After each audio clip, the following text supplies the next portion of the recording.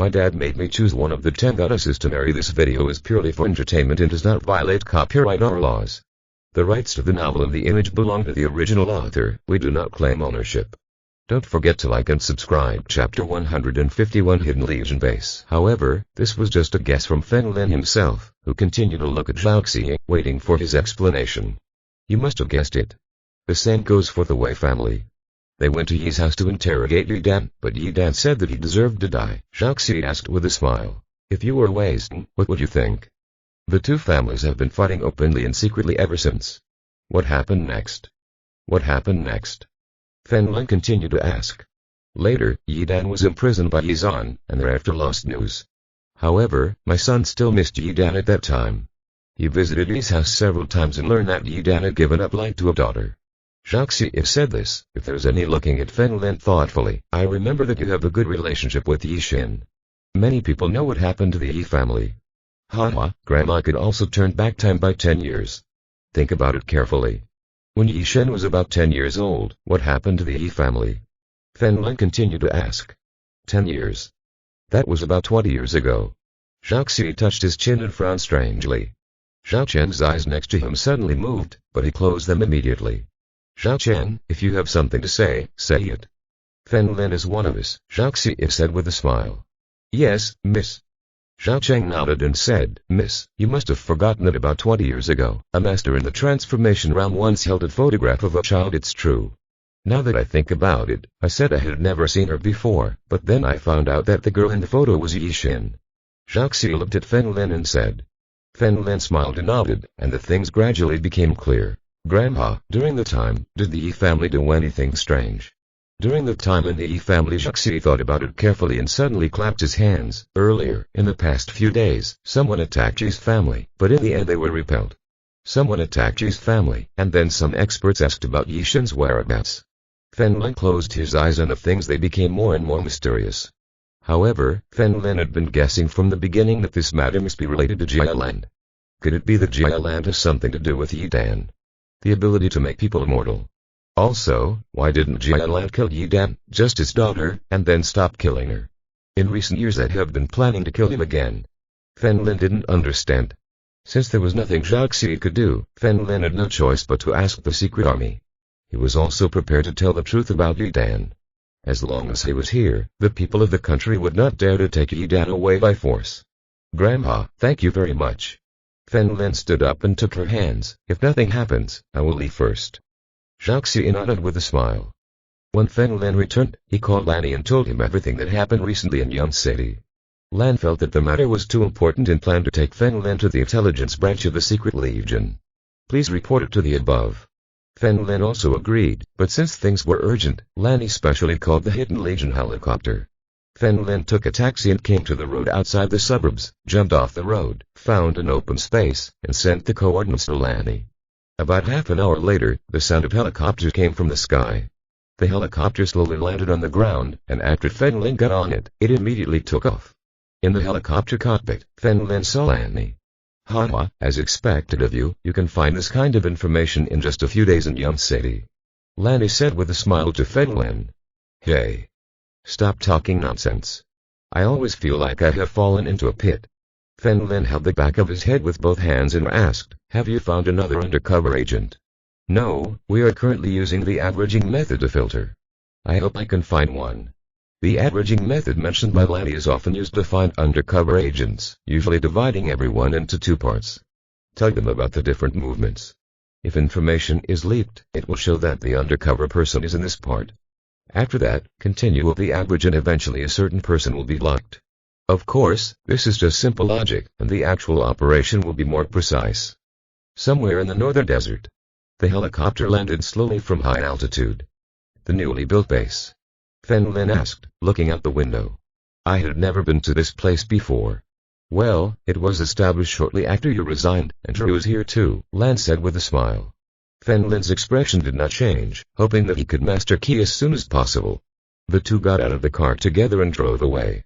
From a distance, I saw a group of people training hard in the forest and the sound echoed in the sky. When Lin saw this, he remembered his past. He received no rookie training. When he first joined the Hidden Legion, his position was commander. I was about 10 years old at the time and leading a group of big men. Lan took out his mobile phone and sent a message. Let's go there and take a look. Sharu should be training and someone will pick us up soon. Lan smiled at Fen Lin and walked towards the hillside in the distance. Fen Lin followed Lanny until they reached the highest point of the slope. In the forest, a group of 5 people fight as a team. They also wear ordinary military uniforms, and only when they become ancient warriors can they be qualified to wear pure black military uniforms. Fen Lin knew that in this type of game, victory would only be considered if he took down the opponent's 5 players or surrendered. Even in this simple game, there are victims. Fen Lin scanned the distance and noticed Lan Rao at a glance. His glasses had been taken off and there was blood at the corners of his mouth, but he controlled the man's neck with increasing force. Until the man hit the ground and gave up. Is Drew okay? Lan asked with a smile. Not bad, Fen Lin nodded. Lan Rao's physical condition was very good. After receiving teaching from the country's professionals, he should soon be able to join the ranks of the ancient warriors. Grandpa. Fen Lin. Lan Rao suddenly raised her head and saw 2 people in the distance, smiled and winked, and ran quickly. Why are you here? Lan Rao wiped the blood from the corner of her mouth and asked in surprise. I came to run some errands and see Lan. He wiped the dust from Lan Rao's face and said with a smile, Girl, it's still too late to quit. I won't do it. Lan Rao's eyes were firm. Mr. Lan. At this moment, a short-haired young man came from a distance and nodded slightly towards Lanny. Haha. Fen Lin, let me introduce you. This is the first person among our freshmen to master Ki, Liu Jian, Lan explained with a smile. Hello, my name is Liu Jian. The short-haired man smiled at Fen Lin and extended his hand. Fen Lin also extended his hand and shook it symbolically. But Liu Jian suddenly began to exert force. Fen Lin raised his eyebrows slightly. What does this mean? Do you want to brag to yourself? He exerted a little force and his hands were like pliers, causing Liu Jian's eyes to widen in an instant. Liu Jian was in so much pain that he wanted to pull away, but he couldn't and his face turned red. Haha. Fen Lin, you are so excited. Lanny smiled and patted Fen Lin on the shoulder. Fen Lin then let go of her hand. Liu Jian immediately reached into his pants pocket and felt unconscious. Fen Lin. Since you are here, can you give us some advice? Lan Rao grabbed Fen Lin's arm and invited. Drew, how can this be done? We have professional guidance, how can we allow outsiders to make trouble? You can't bear this responsibility. Liu Jian said sternly from the side. Chapter 152 You all gathered together. Lan Rao looked a little sad and originally planned to reveal Fen Lin's identity. But he promised his grandfather that Fen Lin's identity was a secret and he could only keep it in his heart. Fen Lin, you are fine anyway, go give them some advice. Lan smiled at Fen Lin. Fen Lin scratched his head helplessly. I'm not interested in giving advice to these rookies. You. Boy, what are you talking about? Liu Jian pointed to the field in the distance and said coldly, come to practice. Fighting can be instead of relying on brute force. Liu Jian was very confident in his fighting skills and it was easy to deal with this boy who was several years younger than him. Fen Lin did not respond and took the initiative to walk towards the field there. After Liu Jian saw him, he followed him with a cold face. Lan Rao also hurried over, only Lanny squatted next to him, smiling and taking out a cigarette from his pocket. At the foot of the slope and found several regular secret legions dressed in black military uniforms. These people are recording the performance of each student. Fen Lin walked over and snatched the pen used to record things from a tall man in his 30s. What are you doing? The man shouted. As a formal member of the secret legion, he had a certain arrogance in front of these rookies. Liu Jian, who was following him, almost laughed out loud when he saw this. It's okay for you to offend other people. But you actually offended this captain. He is the strongest here, the peak of the late Minjin stage. Don't get excited, use it.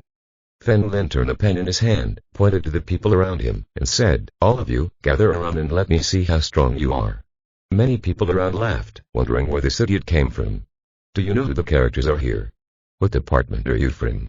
The tall man pointed at Fen Lin and shouted, why don't you wear a military uniform? After saying that, he rushed towards Fen Lin, ready to teach him a lesson. Here, anyone who does not respect the rules will be punished. Liu Jian crossed his arms and hid a mischievous smile on his face.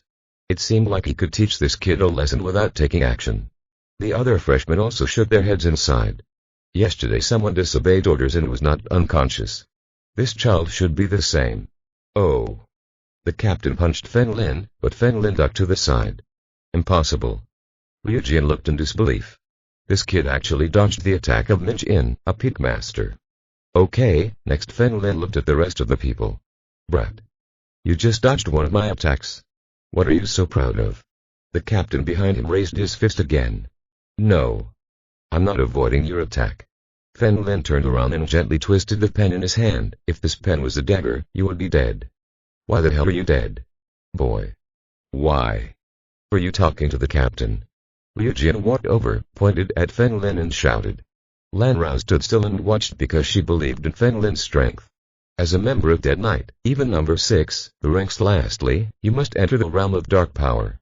Dealing with this captain should be easy. Suddenly, Lan Rao's eyes lit up. She pointed to the captain's neck and said, Captain, there is a thread around your neck. After Lan Rao's reminder, everyone around looked over. Shit. There really is a black line. It was drawn by his pen just now. No, this person really did it well. If he had a dagger in his hand, his windpipe would be broken. There was a lot of talking around. Liu Jin walked over in disbelief, looked closely, and found that there was indeed a straight black line. He hadn't even noticed it at this time. The captain also looked up.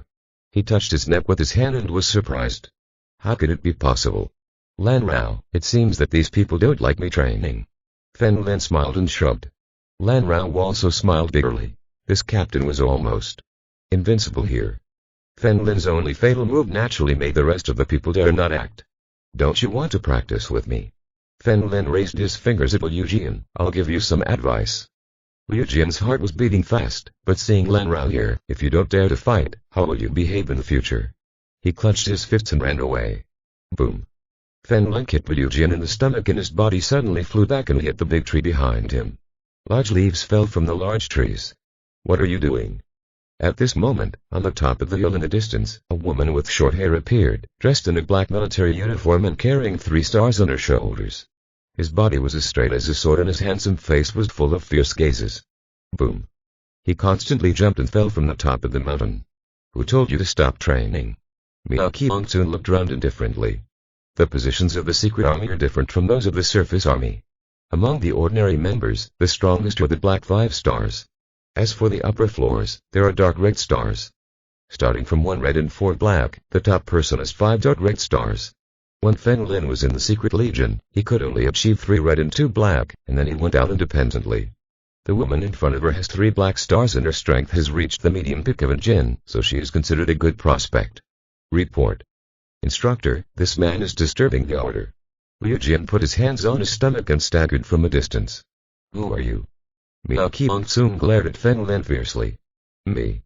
I'm just passing through to make soy sauce. Fen Lin smiled and spread his hands. How outrageous. How can you be so decent when you laugh and joke during training? Miyaki Monsoon stepped on 1 foot and the ground under her feet instantly collapsed. The next moment, she appeared next to Fen Lin. Stop. Lanny's voice suddenly came from a distance. Miyaki Monsoon turned around and saw that it was Lanny. He was surprised and said, Mr. Lan, why is he here? Haha, I brought him here. Lanny pointed at Fen Lin and smiled.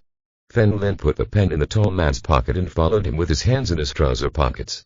Everyone those around him were surprised when they saw this scene. Did you see it?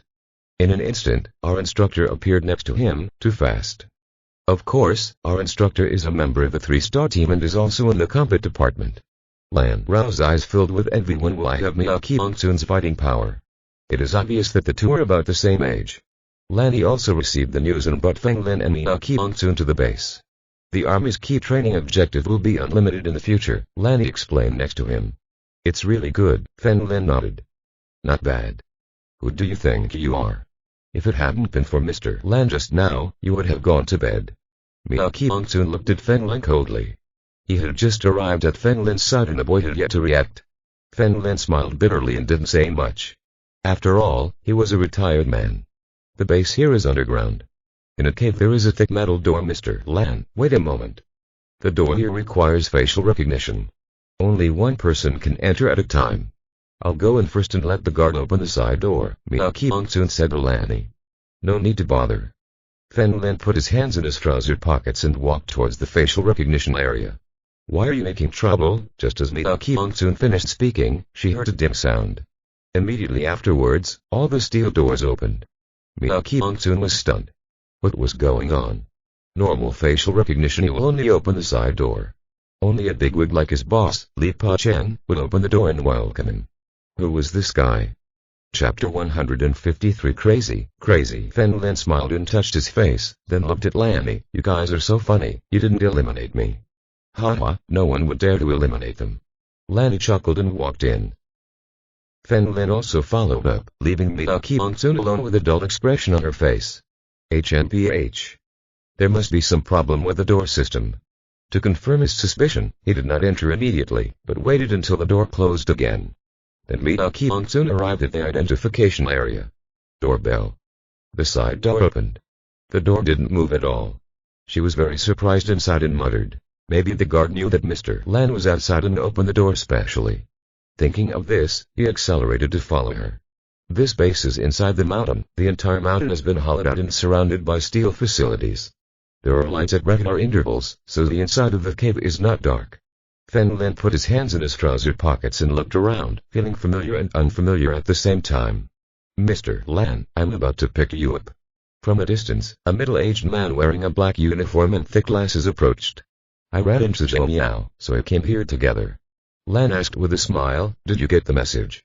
Yes, the superiors have issued an order allowing you to access the supercomputer. The old man pushed up his glasses. Fen Lin is very familiar with supercomputers. This is the Secret Legion, a machine that stores information of the highest level. Liu Naiman used the authority given by Fen Lin to steal the data from one of the supercomputers. Fen Lin was also surprised. I didn't expect such a thing to exist in this space. It must be protected by experts. Mr. Lan, I won't go there. After all, I'm a stranger. Fen Lin had already told the news to Lanny and only asked him to check it. Next to him, Mi-Ki Monsoon pursed her lips and said disdainfully, TCH, it's like you can come in. Okay, then I'll go in. When I find the information, I'll come out and tell you. Lan nodded with a smile, go with this middle-aged man. Mi-Ki Monsoon became more and more curious. Who was this boy? Hey. Were you ever a member of the Secret Legion? Mi-Ki Monsoon asked. Fen Lin nodded, yes. Mi-Ki Monsoon's face suddenly showed a hint of arrogance, so have you heard of Li Pa-chen? By of course, that kid. Fen Lin nodded, and the current Li Pa-chen the Broken City was introduced as a hero on the surface by the country. I still remember that back then, he was a grown man, crying and wanting to go to the night of Fen Lin's death. However, Fen Lin rejected him on the spot and gave an emotionally intelligent response. You're too famous to die that night. Brat. Do you dare to insult my boss? Mi-Ki Monsoon immediately became angry. In the Secret Legion, except for an old man like Lanny, who once made decisions, dared to call Li Pa-chen a child. Who else dares? The key point is that Fen Lin is still a little boy and doesn't look older than him. Mi-Ki Monsoon punched Fen Lin. Li Pa-chen was his idol and had saved his life at previous missions. Fen Lin turned slightly to the side to avoid Mi-Ki Monsoon's fist. How did I insult him? How dare you call my boss a brat? What is this besides an insult? If my boss's other subordinates hear this, they will either believe it or not and kill him. Kill you. Mi-Ki Monsoon scolded him angrily and punched Fen Lin again. Fen Lin grabbed Mi-Ki Monsoon's fist with one hand, then what should I call you? Of course, General. Mi-Ki Monsoon said coldly. I know, I will respect others when they are here. That kid can't hear it anyway. Fen Lin smiled and let go of Mi-Ki Monsoon. You still dare to say that? I have to teach you a lesson today. Mi-Ki Monsoon's face darkened and he clenched his fists. At this moment, he suddenly heard the sound of the steel door in the distance and couldn't help turning around. I found a middle-aged man in a suit walking towards the door, with short hair, his whole body like a sharp sword, and he was domineering. This person is Li Pa-chen. Surprise flashed in Mi-Ki Monsoon's eyes, and he immediately rushed towards him. Boss. Haha. Show me now, you are really humiliating your talent by asking you to train these new recruits. Li Pa-chen smiled and patted Mi-Ki Monsoon on the shoulder. Mi-Ki Monsoon asked excitedly, Boss, why are you here? We haven't seen each other for half a year. Before he could finish his words, he discovered that Li Pa-chen had rushed to Fen Lin. Mi-Ki Monsoon secretly thought that something was wrong.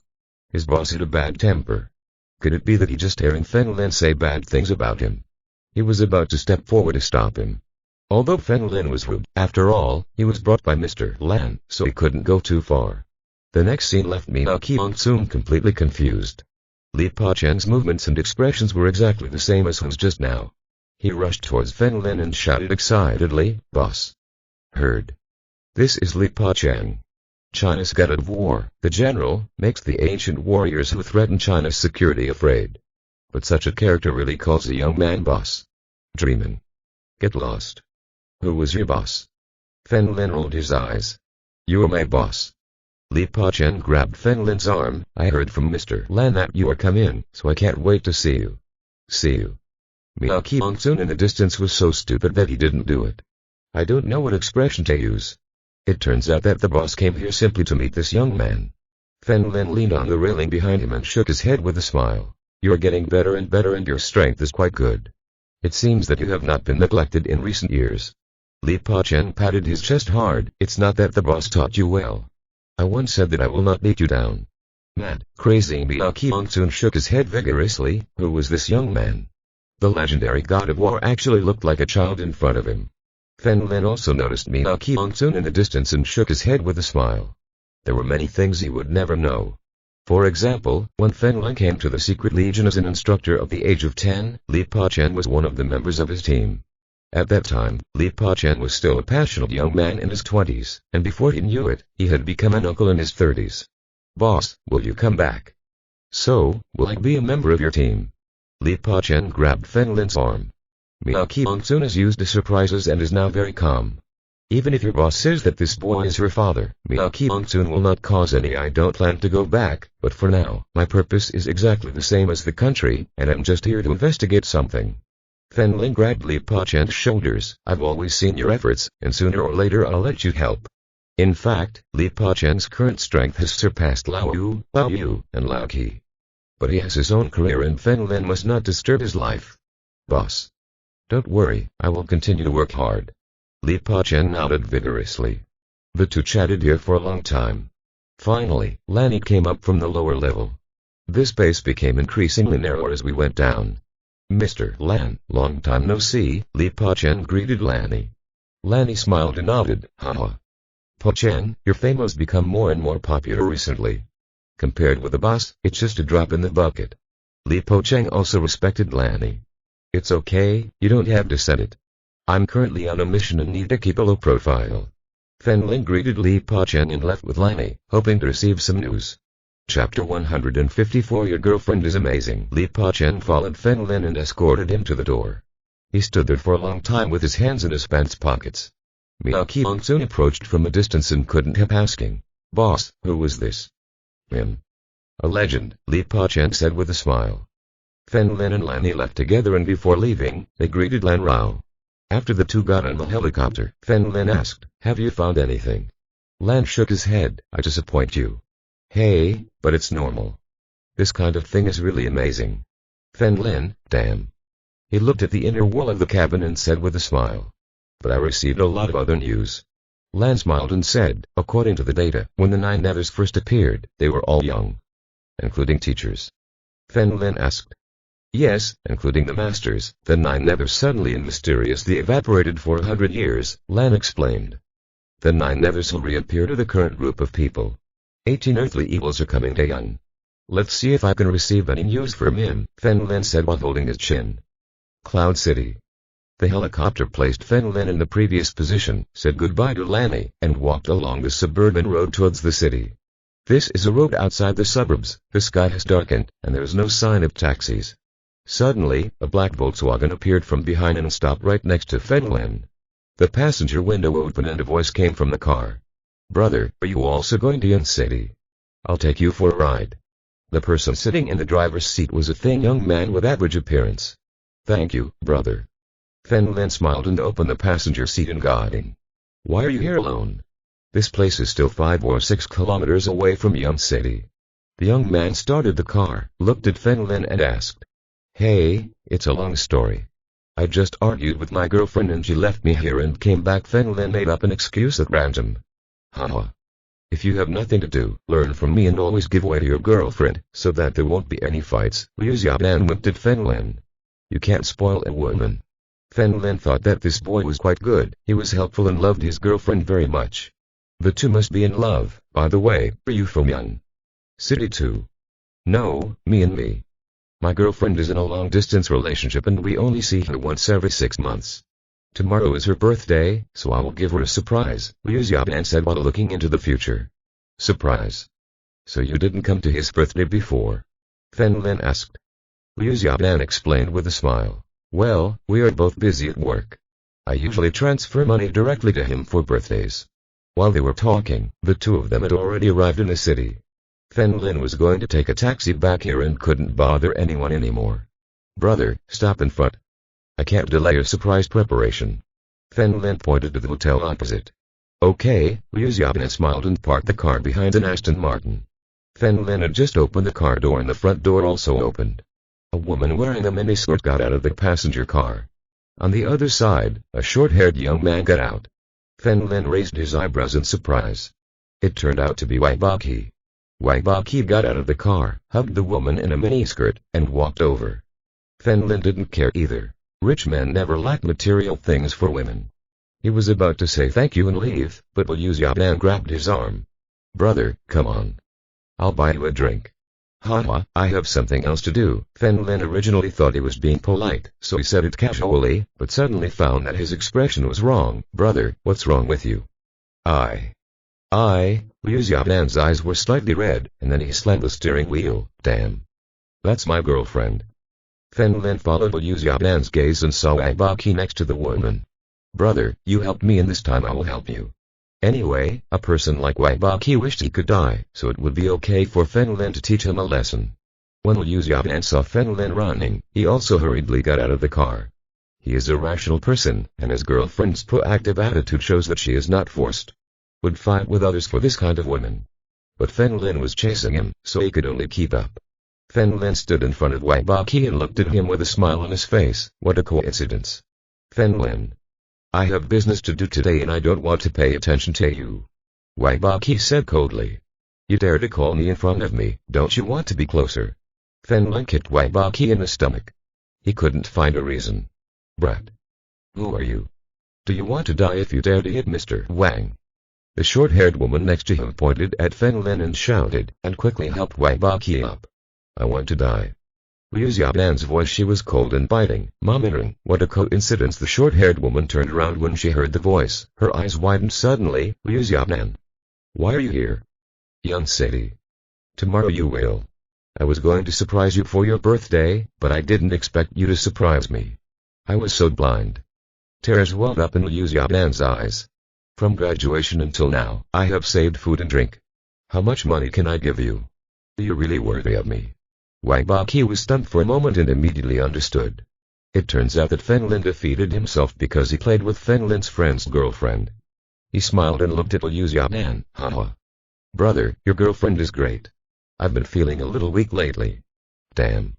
Liu Xiaodan's eyes were filled with jealousy and he rushed to fight with her. What are you doing? Get out. Mom stood in front of Wang Baqi and pushed Liu Xiaodan. You are so loyal. You pretend to be a goddess in front of me, but you are just a dog in front of others. Liu Xiaodan slapped Mom in the face. What am I sorry for? Okay, you hit me, right? Then let's talk about it. In fact, you're not sorry for me, but you don't have money. Mom pointed at Liu Xiaodan and shouted, do you understand? You just gave me more 2,000 pockets. Money in January, and Mr. Wang only bought it from me. The two bags are worth 50 or 60,000. Liu Xiaodan was so angry that he couldn't speak. More than 2,000 was already his limit, and he had to do it. Randy has to eat. Mom continued to mock. Look at the trash Volkswagen you drive and you still have to pay in installments. Do you know what Mr. Wang's car is? Since you like your Mr. Wang, why don't you break it? Why do I pay you every month? Can you accept the money calmly? Liu Xiaodan roared. Give me the money back. It's really a bad deal. You can tell a woman to pay you back. Money. Mom said disdainfully. Wow, I have given your youth, so what does your little money mean? Mom, were you not afraid of thunder? Liu Xiaodan cried bitterly, wondering what he had in love with. If I hadn't come here this time, I would have been kept in the dark. Let this woman continue to suck blood from her body. That's right, a woman's youth is the most valuable thing. How dare you have a girlfriend even if you don't have money? Wang Baqi stood up with a smile and hugged Mom. I'm going to have a good time. If you touch me again, I'll call the police. Just as Fen Lin was about to act, Liu Xiaodan stopped him with tears in his eyes. Chapter 155. Wait 3 minutes, brother. That's enough. I'll buy you a drink. Liu Xiaodan shook his head at Fen Lin. He felt a little tired from working so hard. She didn't even have time to honor her parents, so all the money she earned was given to her. I didn't expect this to be what I got in return. Don't call me a realist, you should call him a realist in this era. Even if you work hard all your life, you will not be as rich as Wei Shagan when he was born, Mama Ring said to Liu Xiaodan, and then accompanied Wei Baqi to the hotel. Brother. Let's go. Liu Xiaodan's fists were clenched tightly and his body trembled. Fen Lin originally planned a return, but if something like this happened, she would just eat with him. In Fen Lin's eyes, kind-hearted people have many privileges. The two got into the car together, and Liu Xiaodan took Fen Lin to find a barbecue stall on the street. As soon as he sat down, he shouted loudly, "Boss, 20 bottles of beer first." "Okay. Handsome man, what can I eat something?" The boss's wife approached with a little book. Liu Xiaodan took out his wallet from his pocket and took out a wad of bills and saw that there were 7 or 8,000 of them. "Madam boss." "Keep going." "Brother." "Why bother? Just eat whatever you want." Fen Lin frowned and warned. "Haha. Did you know? This money was originally a gift for her, but now I'll look dirty." Liu Xiaodan put the money into the landlady's hands. The landlady left happily. Even if these two people could eat, they couldn't finish the 7 or 8,000 meals. What's more, they had to drink. "Hey. Brother, do you think that rich second generation will fall in love with her?" Liu Xiaodan asked, rubbing his eyes. Fen Lin smiled and shook his head. "It's just for fun. I really thought that the second generation of rich people were foolish and would marry that kind of woman in the future." "That's right. Not only do we understand this truth, women understand it too, but why do you still think that? Were there so many women trying to make their way into the arms of the rich second generation? Do they really believe they can get married?" When Liu Xiaodan saw the beer come in, he opened one first and drank most of it. Fen Lin shook his head. He wasn't those women, so how could he know what those people were thinking? The two of them sat here opposite each other. Fen Lin only drank a few bottles with them and Liu Xiaodan took care of the rest. From his mouth, Fen Lin learned that he was born into a martial arts family and had practiced martial arts with his father since he was a child. But once, in a competition, his father killed a man and his family almost lost their lives. His mother later forbade him from wrestling-related occupations and he is now the front desk manager of a hotel. The hotel is not high-end, and the monthly salary is only 4 to 5,000. Fen Lin grabbed Liu Xiaodan's wrist and raised his eyebrows in surprise. He was a little worse than Bai Jian, but far beyond ordinary people. "My physical condition is really good. It's a pity to be the lobby manager." "Brother, do you have connections?" Liu Xiaodan seemed to have grasped the straw that saved his life. He didn't want to be so unknown anymore. After drinking, he became bolder, and at worst, he could do some bad things, but now he just wanted to make money. "There are opportunities, but this job is a bodyguard. The salary will definitely satisfy you, but I am afraid that your fighting ability is not good enough," Fen Lin said with a smile. "Brother. I have practiced martial arts since I was a child." Liu Xiaodan clasped his hands, and the beer bottle in front of him shattered. "Okay, tomorrow you will go to the Narcissus Club and I will let you fight with someone else.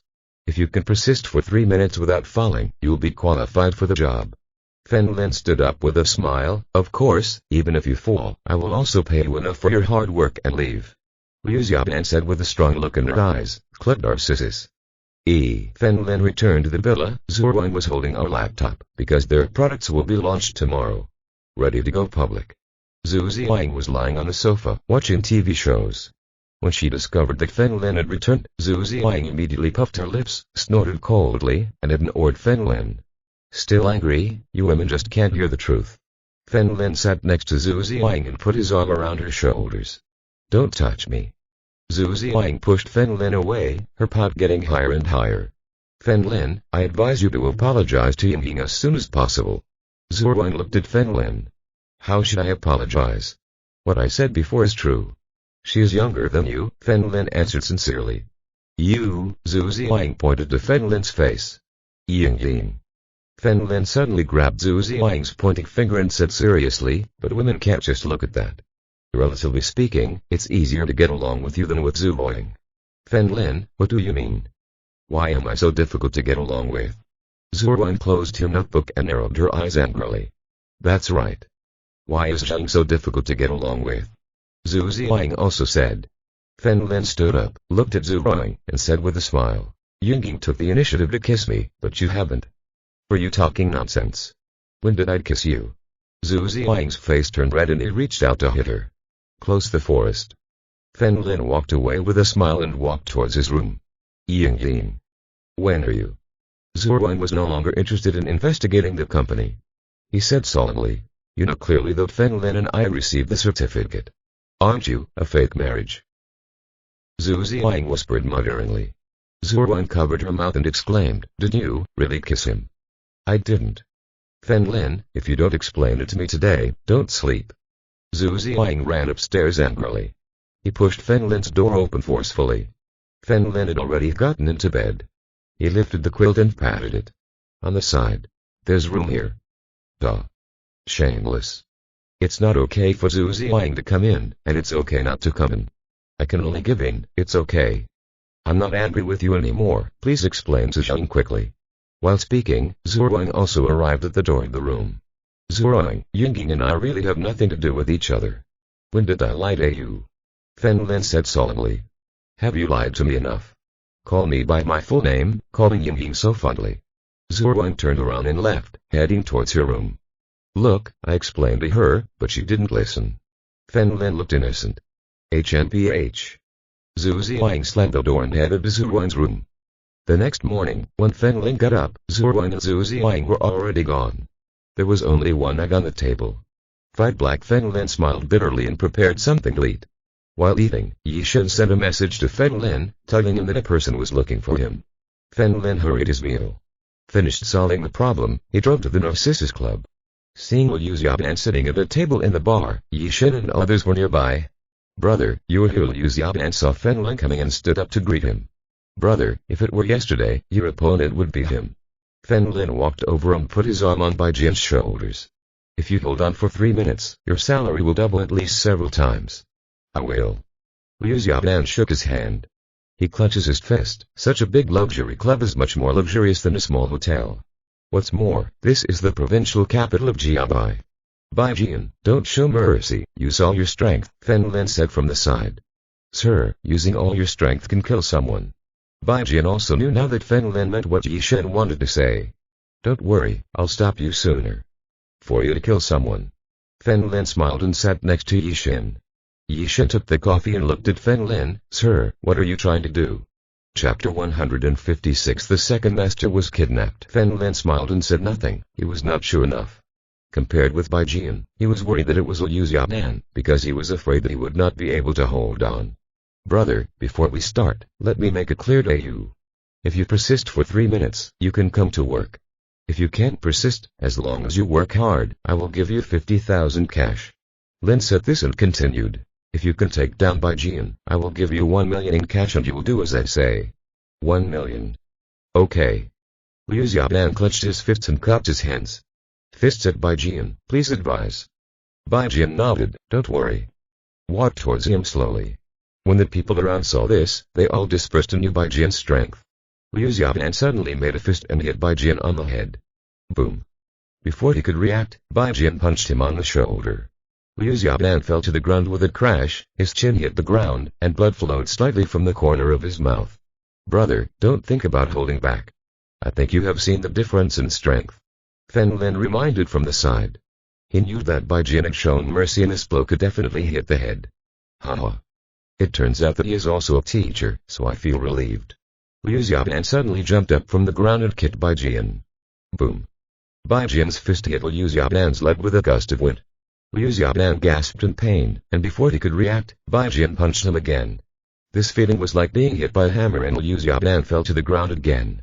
I still don't believe in evil. Liu Xiaoban gritted his teeth, and as soon as he stood up, the white sword hit him in the stomach. Liu Xiaoban spit out and flew back, hitting the table far away. At this time, the elevator door opened, Men Changshan was smoking a pipe, and the electric wheelchair arrived by itself. Brother, if you can't hold on, give up. I'll give you 50,000 and you can leave. Fen Lin saw Liu Xiaoban rolling on the table and said with a smile. 50,000. What can 50,000 do? I want 1 million. Liu Xiaoban rushed to Bai Jian again. Bai Jian frowned.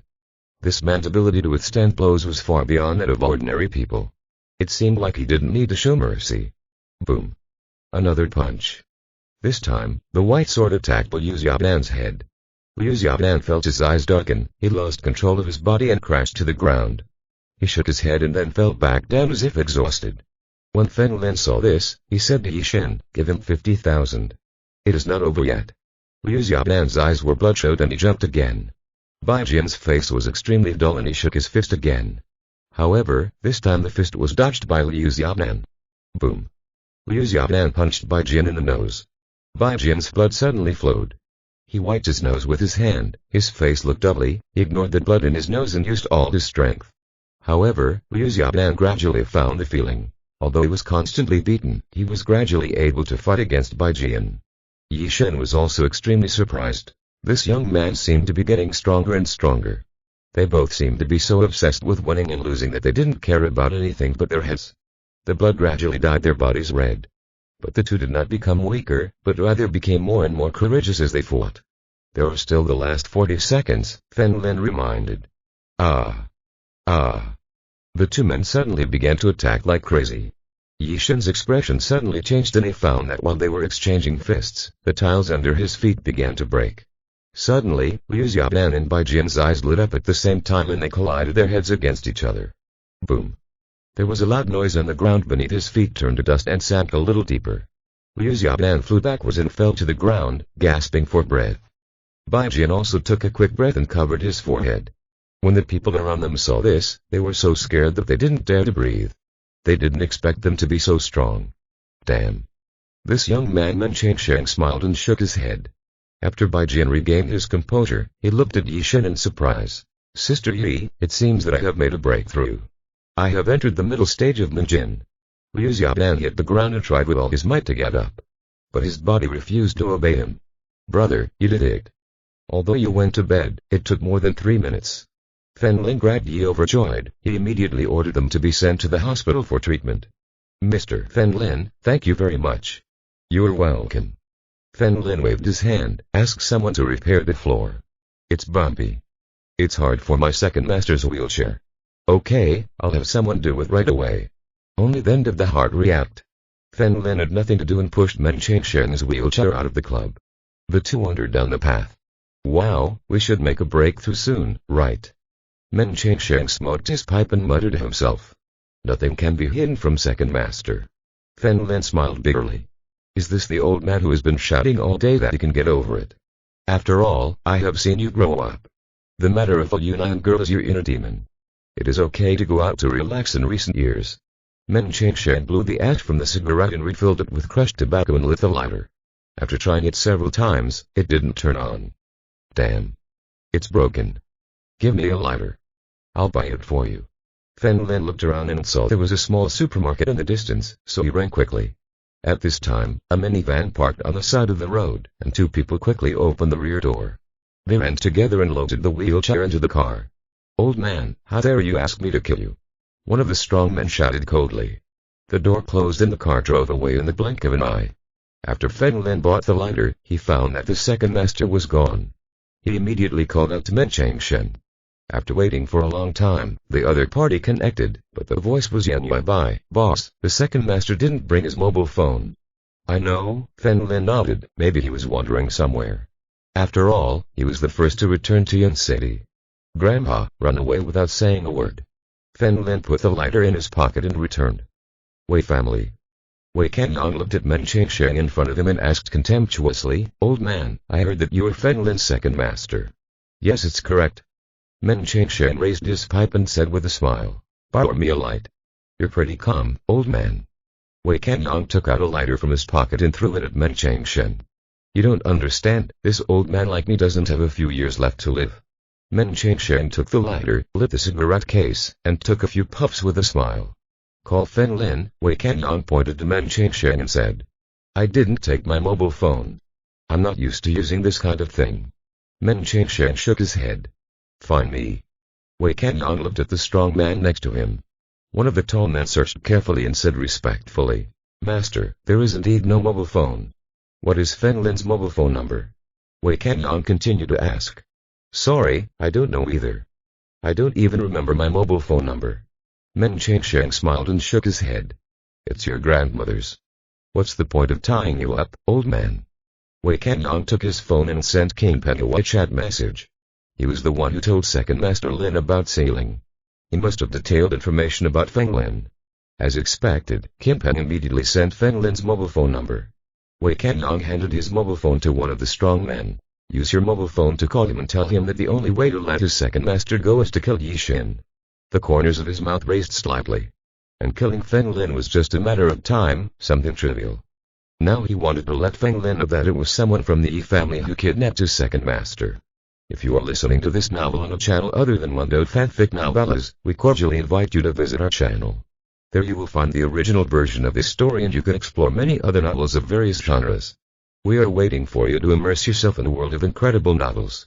Chapter 157 The Big Shot. Wei Kanyang also just received the news that behind Yi Xin, there was actually a master. Mainly because they were enemies of the Yi family, he didn't care about Yi Zon's birthday. That's why I finally discovered this great thing. From King Peng, Wei Kanyang knew that Feng Lin was a popular figure around Yi Xin and was said to be very good at fighting. Furthermore, Feng Lin and Yi Kai are enemies. Wei Kanyang didn't expect that when he originally asked about Feng Lin, he would think of a way to deal with the Yi family. He kidnapped Second Master Feng Lin and posed as Yi Kai. Feng Lin will definitely tell Yi Xin. Wei Kanyang couldn't help but laugh when he thought that he could destroy the Yi family. Feng Lin returned to the Narcissus Club and found that Men Chengxian had not returned. He was bored and walked to Sakam Jin's room, but suddenly his cell phone rang. It was an unknown number. Hello? Are you Feng Lin? A harsh voice came from the other side. Feng Lin opened the door of Sakam Jin, walked in and said, Yes, what do you want to do? Your second master is in my hands, PFFT. Feng Lin suddenly left. He attracted Sakam Jin, who was playing, to look at him askance. Why are you laughing? No. I was drinking water just now and I was so nervous that I threw the water, Feng Lin explained. Boy.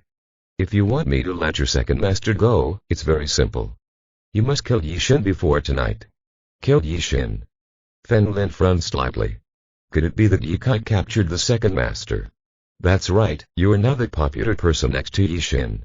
She is not an ancient warrior. You can easily get close to her. As long as she dies, I will let you go. But the masters around her have been fighting with her inseparable. I don't care, I need to see his body before 9 o'clock at night, otherwise I will kill your second master. The voice of the man opposite was very cold. Feng Lin sat on the sofa next to him and said calmly, Then you kill him. Remember, at 9 at night, do I clean it? What did you say? The voice on the other side suddenly faded away. I said you should kill him. How can this old man's life compare with Sister Yi? Feng Lin was too lazy to cooperate with the performance and directly asked them to attack Men Chengxian. Anyway, the second master will eventually return in a wheelchair. There was silence on the other side for a long moment, and then a harsh voice was heard again. Boy, do you think I'm lying to you? Your second master is not in our hands, right? Old man, say something. Feng Lin, I was brought here for some reason, Men Chengxian's voice sounded. Come. Did you hear that? The harsh voice sounded again. I heard him. He is indeed my second teacher, Feng Lin nodded. Second master. What's wrong with you? Sakam Jin turned around strangely, took a sip of Coca-Cola and asked. The second master has been kidnapped and a gangster is talking to me on the phone, Feng Lin explained. Sakam Jin's coat came out, and he quickly took out a white handkerchief from his pocket and wiped his cherry mouth. Boy. Who are you talking to? Let me tell you, calling the police is useless. At 9 o'clock at night, Yi Xin will die if you don't. After saying that, the person on the other end of the line hung up. Feng Lin also put away his phone helplessly. Aren't you going to save me? Sakam Jin asked calmly. Help. How old is this old man? He still plays this kind of game and comes back at night. If he was performing a 3S mission, Feng Lin would still be nervous, but in Yun City, no one can threaten a second teacher. At first, there were no ancient warriors around. If there's a super teacher who can hide Feng Lin's perception, then Men Chengxian will definitely fight to resist. But there are no traces of battle. Therefore, it can be determined that those who arrested Men Chengxian were ordinary people. Although he was not worried, Feng Lin went out to explain to Yi Xin. Yi Xin and Yi Dan came to the desk in front of the window and were sitting together, watching TV series. I just received a call saying that the second master was taken away. The man said he would let me go if he asked me to kill you. Feng Lin walked to the opposite side of Yi Xin and said with a smile. What? Is he the old man captured by the Yi family? Yi Shen stood up in shock. He was still far from seeing Fen Lin, but he knew that his life would definitely not be as good as Men Changsheng's. If Fen Lin was really asked to choose one of the two, Fen Lin would not hesitate. I will call home. Yi Dan took out his mobile phone from his pocket and called Yi Zan. He had chatted with Yi Shen before and knew that Yi Kai and Fen Lin had a grudge. After a while, the other party connected. Yi Dan immediately asked, Dad, ask Yi Kai if he captured our people. Has closed the mountain and no one can come out. Yi Zan, the voice came. Fen Lin was nearby and heard the voice on the phone. It seemed like it was not the Yi family. By the way, is your daughter here? Let her answer the phone, Yi Zan continued. Yi Dan put his phone on the table and clicked on the speaker. Dad, tell me, I'm on speaker. Yi Shen, I just talked to some people from the Yi family. If you need your cooperation, I will do it. Put down the phone. The news is that Yi Dan is dead. When you hear this news, you will cut ties with the Yi family. Yi Zan's voice came. From now on, you are no longer a member of the Yi family. All right. After all, I have long thought that I have nothing to do with the Yi family. Yi Shen agreed without thinking, because this was the best solution. Yi Zan hung up the phone when he heard Yi Shen agree. Mr. Fen Lin, do you need to call the police? Street cameras can probably find the trail. Yi Shen looked at Fen Lin. No need. Fen Lin shook his head. He was about to leave when he suddenly took out his cell phone and saw a text message. Out seeing this, Fen Lin went to Sakam Jin's room and asked him to do his makeup. Chen Yan received the news that a big shot was going to the Wei family and asked him to prepare this as Fen Lin's role. Leaving a small soldier. Many times, it doesn't work to control a boss alone. Can you use me to get there? Sakam Jin asked calmly while putting makeup on Fen Lin. No, there should be no need to fight this time. Fen Lin shook his head, put on a human skin mask and a beard and jumped from the window next to Sakam Jin. Wei family. Fen Lin put his hands in his trouser pockets and sneaked into the secretly. His eyes suddenly lit up upon seeing this familiar fluctuation. After reaching a building at the foot of the mountain, he lay down on the window, took a look, and immediately laughed out loud. Unexpectedly, the second master was captured by the Wei family. He removed the steel bars from the window with his bare hands and jumped inside. Boy, don't tell me you are here to save me. Men Changsheng turned around with a smile. I must be here to save the second master, Fen Lin said with a smile. It seems that you really didn't save me, brat. It's nothing to support you. Men Changsheng took out the pipe from his body and shook his head with a smile. Yeah, old man, feel wronged for a moment. Don't alarm others for the time being. People from the Nine Nethers are coming to the Wei family. After Fen Lin finished speaking, he jumped out of the window and smashed the steel bars and returned them to their original positions. At the same time, the two heads of the Wei family, Wei Zhen and Wei Xian, stood at the foot of the mountain. Next to them were Wei Zi and Sheng Yan. Shortly after, a Cadillac appeared in the distance and two people got out. One of them had a pair of ponytails, his eyes were full of dark circles, his lips were dark red, he was wearing overalls, and there was a rabbit pattern on the front of his shirt. It looks like it just grew up. The other person is a tall man with blonde hair who, judging by the shape of his face, appears to be of mixed Chinese and Western ancestry. Welcome, sir. A person of Chang Yan's level didn't know the two bigwigs in front of him, but the license plate of this car was the same as the message conveyed above. Then, he knelt with great respect. Wei Zhen and Wei Xian frowned slightly. This Chang Yan was too disrespectful. After all, he was also a master of dark power. The two simply put their hands together and smiled. Welcome, why don't you kneel when you see Mr. Liang? The blond man took a step forward and the asphalt road crumbled beneath his feet. Bullet. Bullet. A sound like electricity passed. Wei Zhen and Wei Xian looked at each other with great waves in their hearts. The resonance of light and darkness, the realm of the master. Chapter 150. I want a lad of yours. Wei Zhen and Wei Xian were so scared that they didn't dare to breathe. Just as they were about to kneel, the man with the circles under his eyes and the ponytail spoke. Hey, don't scare people. The two-tailed man bowed very elegantly. Let me introduce myself, my name is Liang Dai. Master Liang. Coming quickly. Wei Zhen said tremblingly, being shocked by the master's realm. It is easy to imagine the powerful background of the little protector. Liang Dai pursed his lips and smiled, humming a small tune and walked in. In the forest on the peak of a high mountain, Fen Lin was standing on the branches of a large tree with his arms crossed and his eyes narrowed into a line. It seemed like it was really a big shot in the land of the Nine Netherworlds, so he decided to follow him. Liang Dai slowly walked up the mountain with his hands on his hips, looked at the surrounding scenery, and asked with a smile, I want to ask about the Yi family. Yi family. Sir, I just received news about what happened to the Yi family. Things. Wei Zhen followed him respectfully and told him everything he knew. Brother, there is also the news that was just released. Yi Dan is dead and Yi Shen has broken up with the Yi family, Wei Xian added next to him. It's interesting. A young man in the resonance realm is still a woman. Lian Dai smiled and nodded, stretched his body and suddenly asked, since she broke ties with the Yi family and you have a grudge against the Yi family, can you invite her here? Sir, I'm not sure. Since we knew that she had the support of a Grand Master, we have no intention of provoking her. Wei Zhen shook his head. Invite me first. It is best to invite all the high-ranking people in Yum City. I want to see the big shots in Yum City. Lian Dai looked like a beautiful child with his bright smile. Yes. Except for the Yi family, my face is still enough in front of other people in Yum City. Wei Zhen lowered his head respectfully. Fen Lin saw them walking towards a building, thought about it carefully, and immediately sent a message to Yan Yi by asking by the way, he dressed like he did at Yi's house. In the dark night, only Yan Yi preferred to explore and rarely fight. What he wants to do this time is to make the other party mistakenly think that they are people from Jia Land. Fen Lin himself couldn't tell clearly.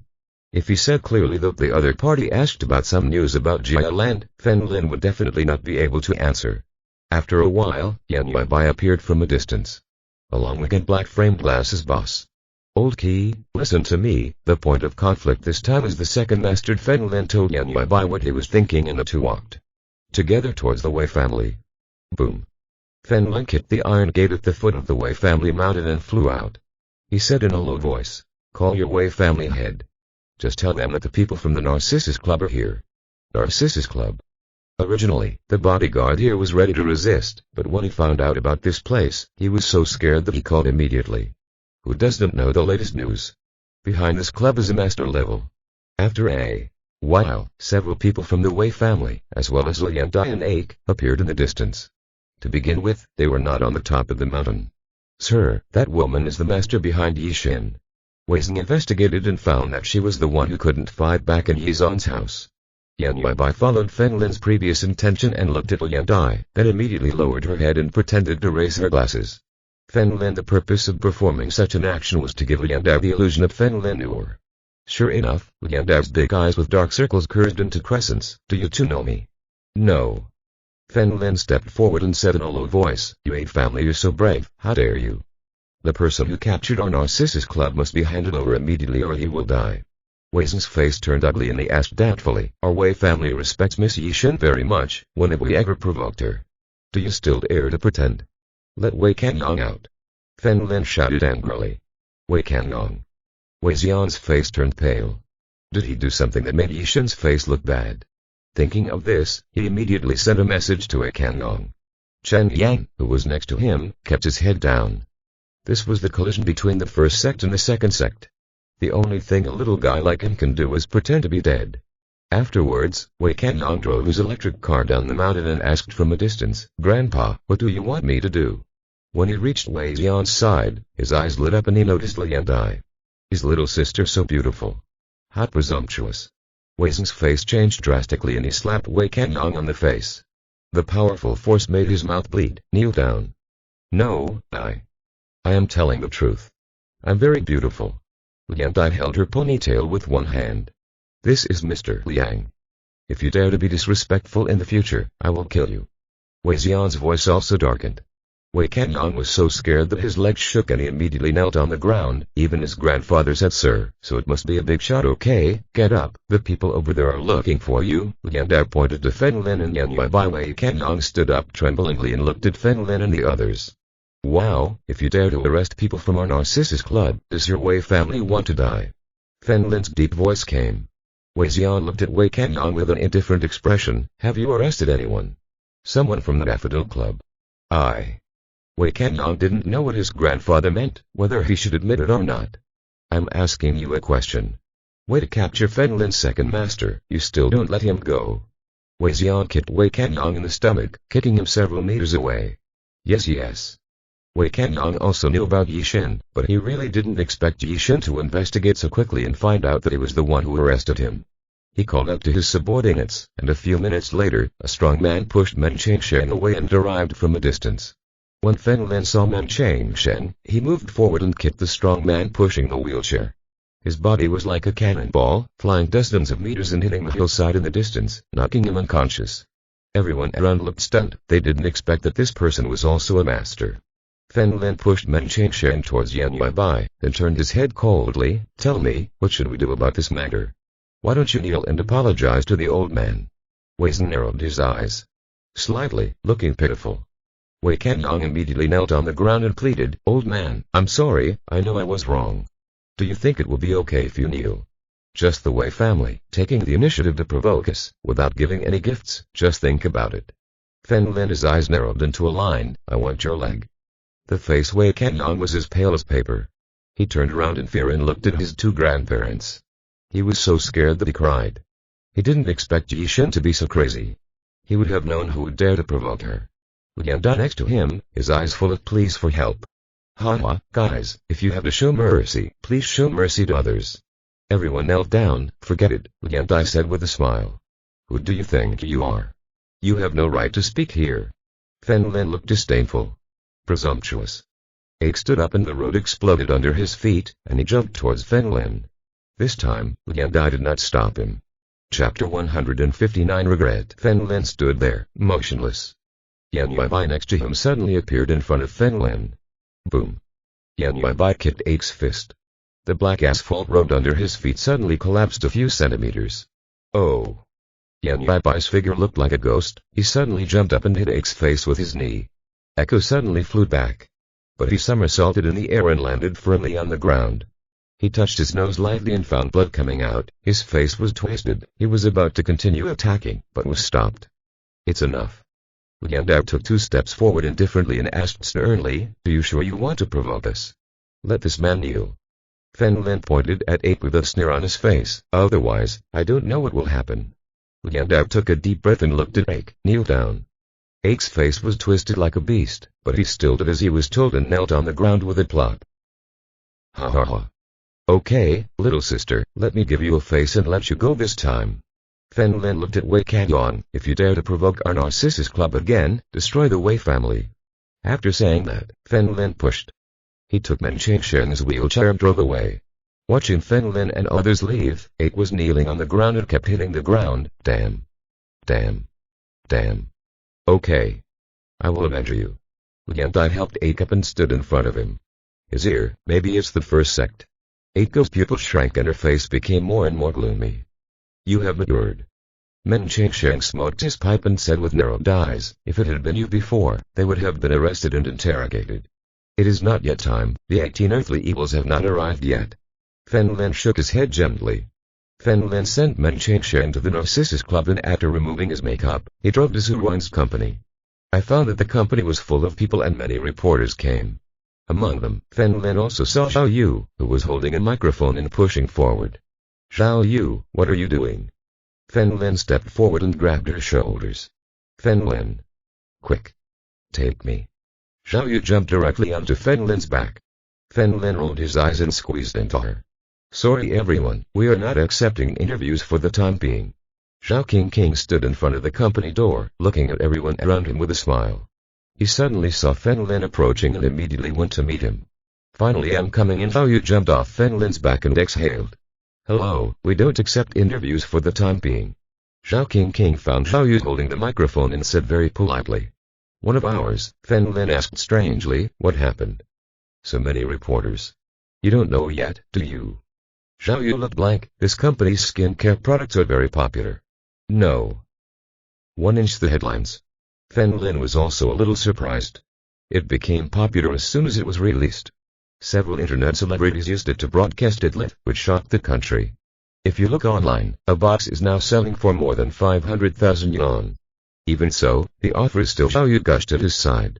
Zhao King was still here to stop the reporters, while Fen Lin left Xiao Yu inside the company. I saw Zhu Ruoying talking on the phone outside the hall. Zhu Ruoying smiled from ear to ear when she saw Fen Lin. "Who to call?" Fen Lin asked with a smile when he saw Zhu Ruoying hang up. "Shamu, I asked you to lend me some professional security guards. I thought about you before, but the ones you know are all gangsters, and I'm afraid it will affect the company's image." After Zhu Ruang finished speaking, she suddenly thought that she was still angry with Fen Lin, and immediately hummed and a sound was heard. "Mr. Zhu, can I interview you?" Zhao Yu asked with a smile. "No." Zhu Ruang is very vindictive. She has not forgotten the incident when Zhao Yu once scolded her as a lover. "I said your family is so rich, why do you want to be a reporter?" Fen Lin nodded Zhao Yu's forehead. "You don't understand, my dream is to help people at the lowest level speak." Zhao Yu looked proud. Fen Lin pursed his lips. "What are you bragging about? I see your interviews follow hot topics. This is the only way to increase my popularity. Do you think anyone will watch me if I continue to speak for the bases?" Zhao Yu asked again. Fen Lin and Zhu Ruang looked at each other and found that what she said made sense. Zhu Ruang also did not expect that this woman would have such a high ideological realm, not to mention that she was Zhamu's sister. The Zhao family helped her a lot this time. "Okay. Let's do the interview, but I won't be on camera, I'll leave that to my staff." Zhu Ruang doesn't like being on TV, so it's a good time to train Tang Huang. After a while, the security guards Zhamu found arrived at the company, blocked the reporters, and chased them away very professionally. Zhao King also breathed a sigh of relief and returned to the hall. Here, Zhu Ruang and others communicate with Zhamu in advance. Fen Lin also learned from this that Zhu Ruang did not sell out all at once, but this time he only sold half of it. The original price was 30,000, but later it became 50,000. Even so, it is still a matter of seconds. Fen Lin saw that they were busy, so he sat next to Zhu Ziyang. "Why don't you go home? Listen to me." Zhu Ziyang looked at the phone and said coldly, "This bastard actually provoked a relationship between her and Zhu Ruang, so abominable. I'm going to tell Zhu Ruang about the treatment I've given you. How dare you, brother?" "Haha, I was joking. Brother, you're so handsome." Zhu Ziyang suddenly smiled and hugged Fen Lin. "Arm. That's it." Fen Lin nodded with satisfaction. At this time, a uniformed security guard came from a distance, looked at Zhu Ruang and said, "Mr. Zhu, there are a group of people outside who say they are your employees." "My employees? These are the only people. I have done it." Zhu Ruang did not react at first. Are they the people who were poached by King Peng before? Now that King Peng sees that his company can't stop him, he should fire those people. Fen Lin was about to go out and watch the excitement. After Fen Lin's reminder, Zhu Ruang also remembered the group of people who took the money from King Peng and sneered at her madly. Now she really has the courage to return. Outside the company, a group of people stood outside the door, led by Zhu Ruang's former senior executive, Wang Feng. To Zhu Ruang and others, he immediately shouted, "Mr. Zhu, let me go back to the company. Now that the company is so popular, it must be short of labor." Zhu Ruang crossed her arms and said calmly, "Yes, the company is indeed short of labor." When Wang Feng and others heard this, their faces were happy. "But it's not you. Aren't you in Mr. Kim's company? Their salaries are so high that our small company can't afford it," Zhu Ruang said angrily. "That's right. A small business like ours can go bankrupt tomorrow. After all, he offended Mr. Qin. Didn't you say this?" Fen Lin also looked at Wang Feng. "Haha. Mr. Zhu, we don't want high salaries, just the previous salaries will be fine." Wang Feng's face had a touch of pleading. Zhu Ruang said expressionlessly, "We dare not use Mr. Qin's people for fear that the company will go bankrupt. Mr. Zhu, forgive me. Kim Peng fired us all. We have no work now." "Mr. Zhu, why? The Zhu family has been working for 4 or 5 years. I still have a mortgage and a car loan, so I can't afford to be out of work. Please forgive me, I kneel before you." Chapter 160 Liu Xiaoban's ex-girlfriend. "I'm sorry, whether you have a job or not has nothing to do with me. You left the company on your own initiative, and I have no obligation to help you."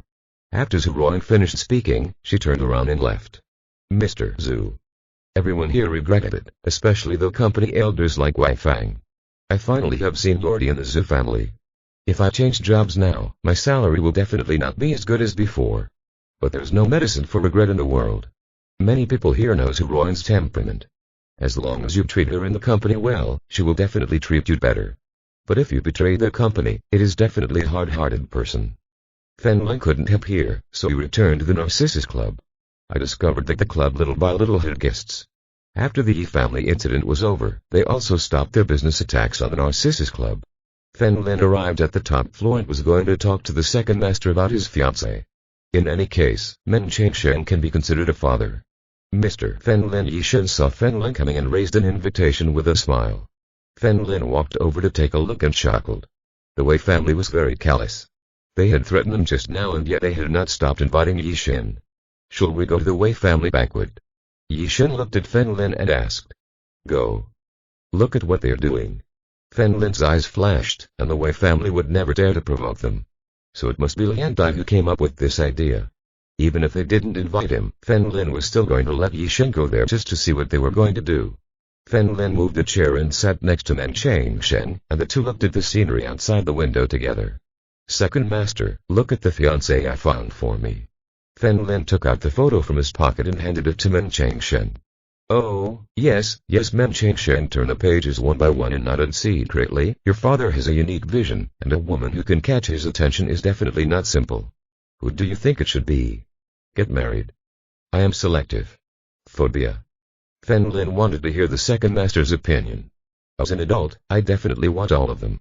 Men Chang Shen looked at Fen Lin. Do you want to give these beautiful girls to others? It seems that I need to do ideological work for you. Fen Lin looked at Men Chang Shen and snatched the photo. You can take it down. The next morning, Fen Lin went to the Narcissus Club. Yi Xin is ready. This time alone she takes two people with her. One is Yan Yuebai and the other is Liu Xiaonan.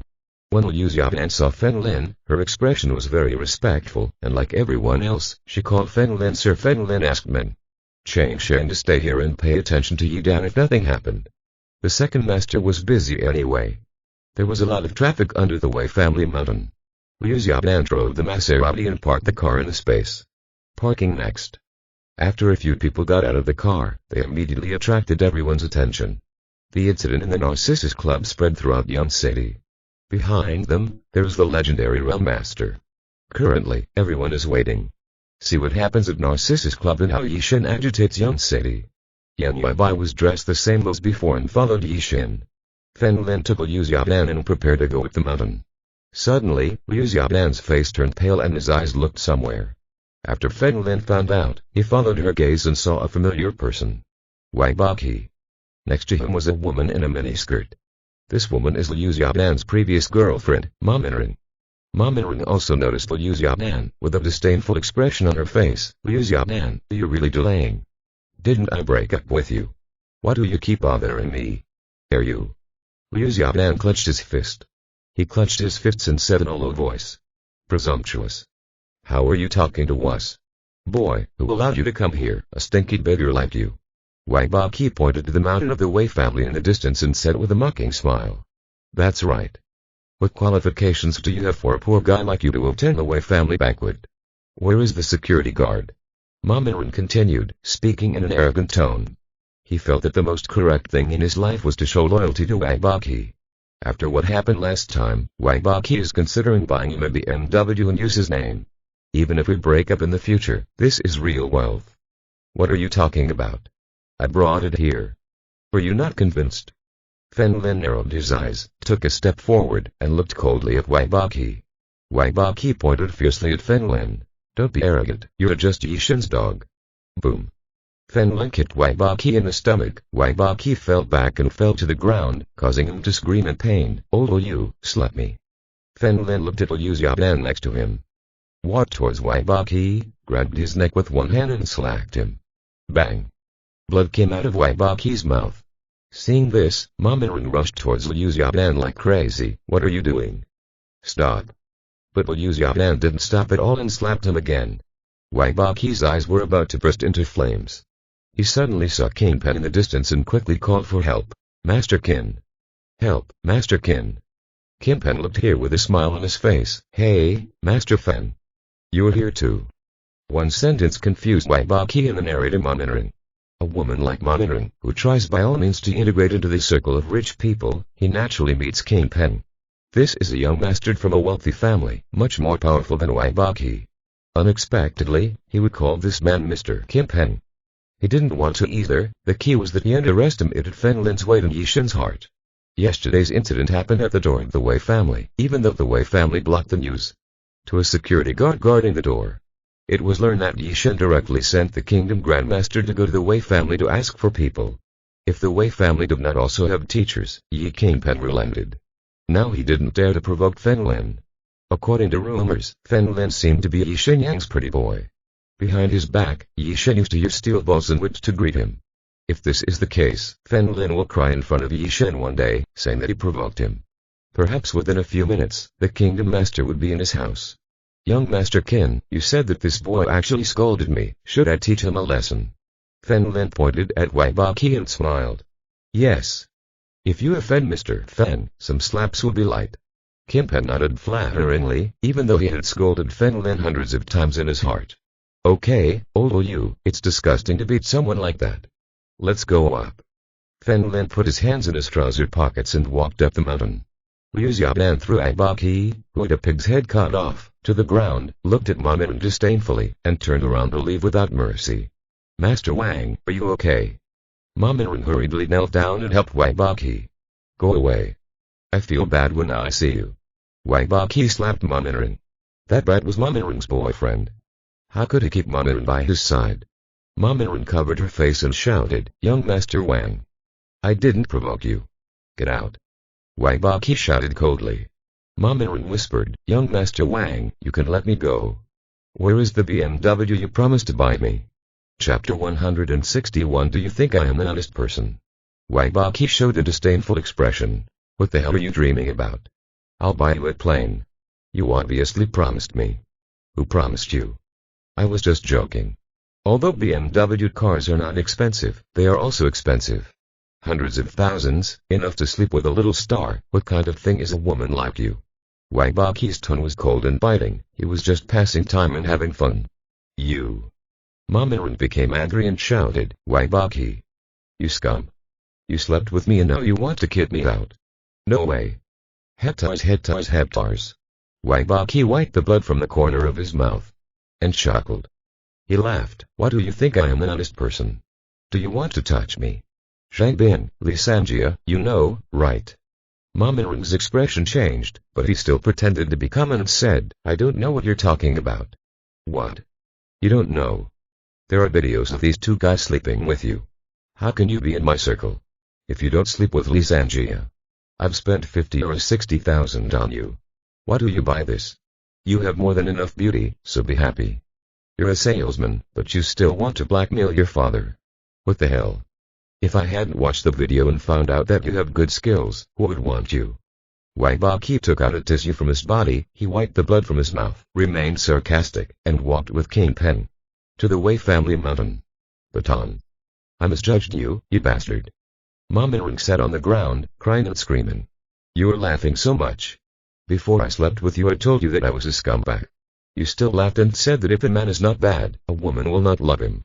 Wei Baqi walked to the doorboy's house, he looked at the security guard and said, Brother, keep that woman away and don't affect the Wei family. The security guard looked at Ma Minren in the distance and nodded slightly. Several people walked towards Ma Minren. Old Wang, brother, I'm sorry for you, but you should hold back recently. Kim Pen told Wei Baqi the news he had received. Wei Baqi clutched his fists tightly. Damn. I didn't expect that guy Fen Lin to be Yishen's dog and climb on top of us. There's no way, it is up to the owner to hit the dog. Kim Pen suddenly lowered his voice and whispered in Wei Baqi's ear. I'm here this time to see Wei Kanyang's tone. Master Qin, is Wei Kan brave enough to act? Wei Baqi asked in a deep voice. He wants Fen Lin to die. Let's see if he dares to do it. If he doesn't dare to act, I will prepare to hire an assassin. Kim Pen's eyes were sinister. I had already had this idea. It would be safer to let the assassin kill Fen Lin. He could also distance himself from the relationship and prevent Yishen from angering him. Mr. Qin, you're in charge of the contact person, and I will accept the money. Wei Baqi also sneered. In fact, I had already thought about it. But because he had no connections, he finally found a murderer on the internet, who was also a liar, and swindled him out of a deposit of more than 1 million yuan. He was so angry that he wanted to die. Fen Lin and Liu Xiaodan were sitting at the dining table. Liu Xiaodan was full of gratitude towards Fen Lin. Sir. Thank you for venting your anger on me.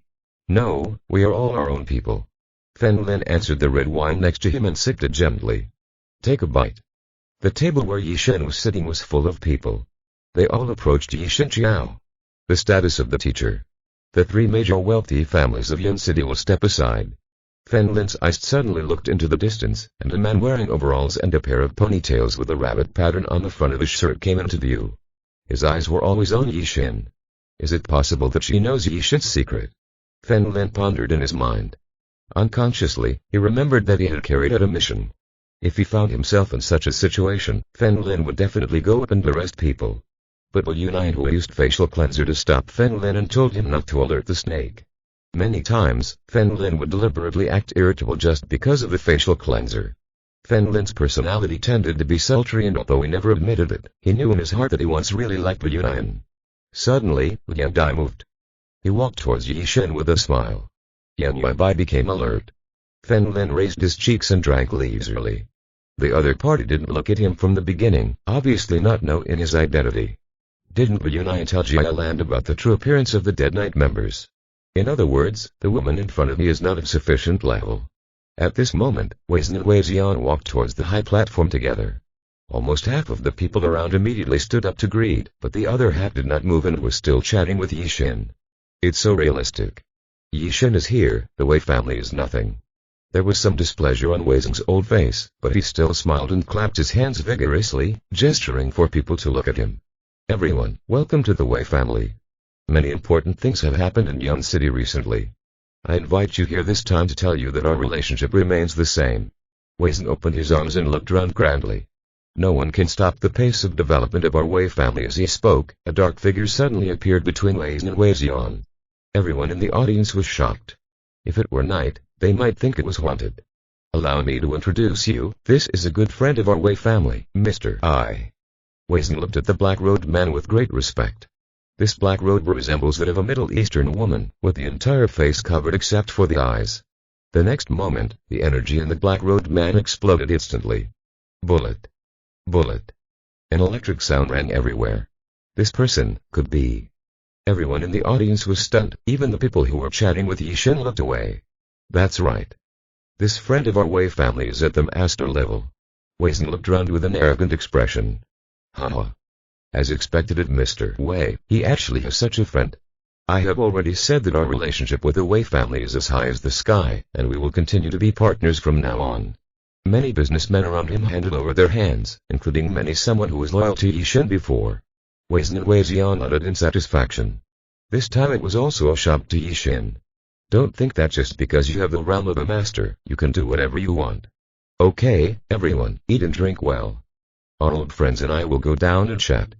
Wei Zheng smiled at the people around him and went down with this teacher.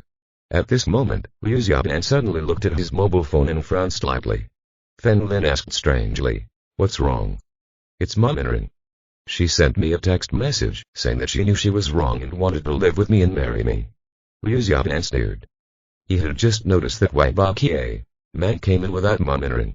Maybe he kicked her. Haha, I was abandoned by the rich second generation and have no source of income, so I thought of you as an honest spare tire. Fen Lin drank the red wine in the glass in one gulp. Hello Lian Dai, who had just been next to Yi Shen, smiled and sat at Fen Lin's table. She has dark circles under her eyes and dark red lips, and she looks a little sickly. Hello, beauty, Fen Lin greeted with a smile. His eyes were clear, pretending that he had never seen her before. Lian Dai asked in a low voice, are you from Miss Yi Shen? I'm from Sister Yi, my name is Fen Lin. Fen Lin smiled, my little sister, what is your surname? So you're Fen Lin, you're the celebrity surrounding Miss Yi.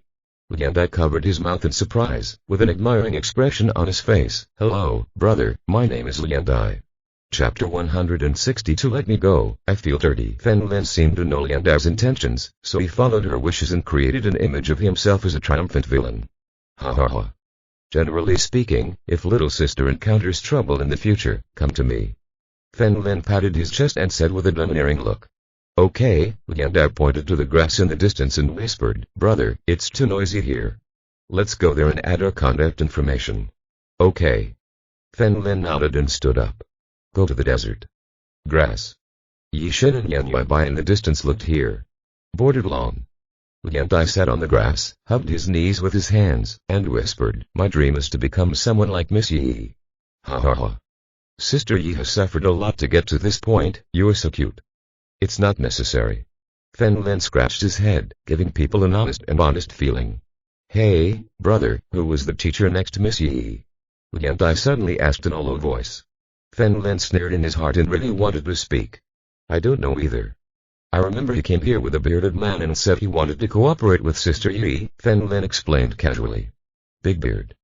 Lian Dao thought of the person he saw yesterday and asked again, is there anything abnormal about Miss Yi? Abnormal? What do you mean? Fen Lin looked confused. For example, how are you different from ordinary people? Lian Dao asked with a smile. What are you doing? At this moment, Yan Yuebai walked over from a distance and looked at Fen Lin expressionlessly. Fen Lin cursed in his heart, why are you here at this critical moment? But currently it has its own personality and cannot force its stay. He immediately stood up, smiled at Lian Dai and said, Sister, I'm leaving first. Okay bro. Lian Dai smiled and greeted Fen Lin. Watching Fen Lin and Yan Yuebai leave, the corners of Lian Dai's mouth raised slightly. The banquet is not over yet, Yi Shen takes people away first. In fact, everyone had guessed that the Wei family was just telling Yi Shen about their background. Several people arrived at the foot of the Wei family mountain and a woman ran over from a distance. It was none other than the abandoned Mandarin. She approached Liu Xiaonan crying and said with choked sobs, Xiaonan, I know I was wrong. Let's reconcile. I know I was wrong. Liu Xiaonan walked towards the Maserati expressionlessly, opened the back door and let Yi Shen and Yan Yuebai sit down. After closing the car door, he smiled slightly and said, do you think I am a garbage collector? Xiaonan, I was really wrong. I was fooled. He is a scumbag. Can we get married? I will definitely become one. Good wife. Mandarin wiped away her tears, grabbed Liu Xiaonan's arm and begged. Let me go, I feel dirty. Liu Xiaonan pushed her hand away, she had completely seen Mandarin. As Fen Lin said, she just didn't have any money. Temporarily. He needs a spare wheel to give him money and will continue to do so when he meets other rich people in the future. This kind of thing only happens 0 times and countless times. No matter what I did before, you will forgive me. We have been in love for several years. Mandarin shed tears, but still refused to give up. You still have the nerve to talk about your relationship for several years. Mandarin, I sincerely suggest that you first go to the hospital for a checkup to see if you have any infectious diseases, so as not to harm other people. Liu Xiaonan pushed her and sat down without looking back in the driver's seat. Fen Lin also sat down. Sat in the car and looked at Mandarin with no expression. This kind of woman deserved it. Looking at the direction the car was leaving, Mandarin kept wiping her tears. After the car started, Fen Lin realized. Helplessly, sisters, why do you bother me? I almost lost my words. Yan Yuebai also said. Hey. It's okay to show it 10 seconds later. Fen Lin said and could only wait until next time.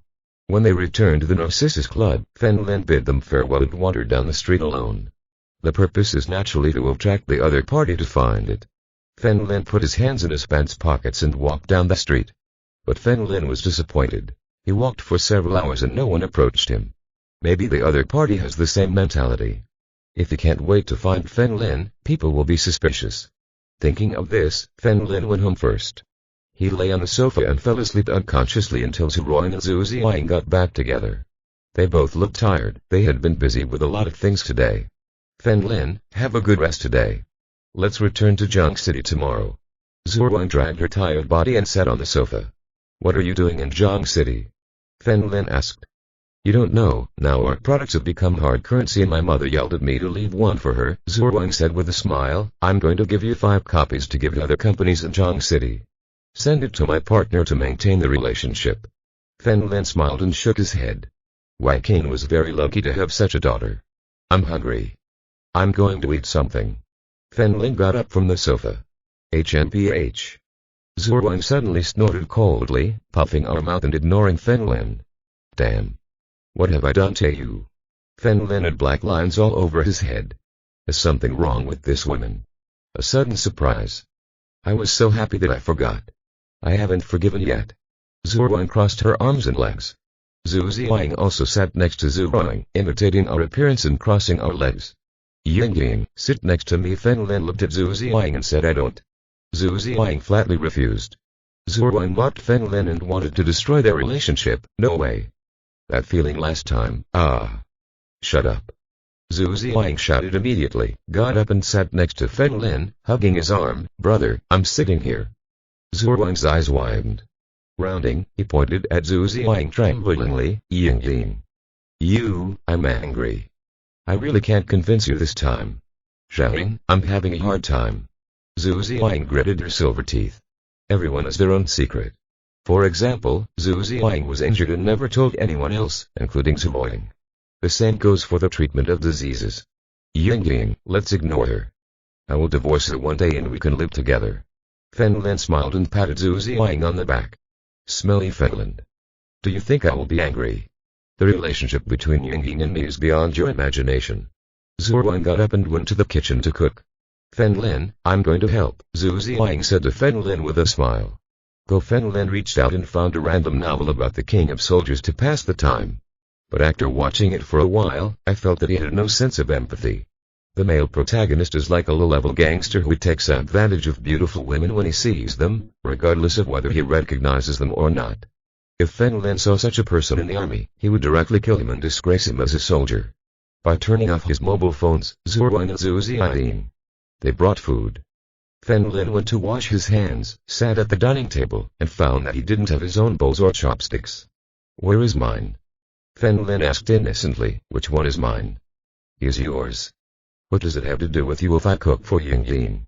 Shit. Zhuang, don't regret it. Fen Lin found that Zhuang was a little embarrassed. You don't know who the head of the family is unless you teach him a lesson.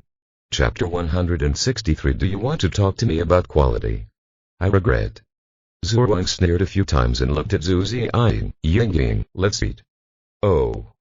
Zhu Ziyang timidly took a piece of meat and stuffed it into her mouth. He couldn't afford to offend Fen Lin. But she didn't want to anger Zhuang. When she was a child she was weak and couldn't run or play. Some people made fun of her for being sick. Zhuang scolded her and hit her back every time. Later, as we grew up, when we were in the 5th or 6th grade of primary school, people already had somewhat mature thinking. Knowing that Zhu Ziyang is Zhu Yuan's daughter, I don't dare to bully her anymore. But there are exceptions. Then there's Lan Rao, who has dyed her hair yellow and gotten a perm.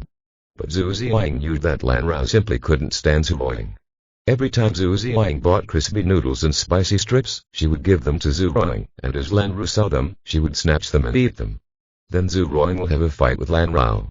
From that moment on, Zhu Ziyang decided that Zhuang was her best friend. Ying.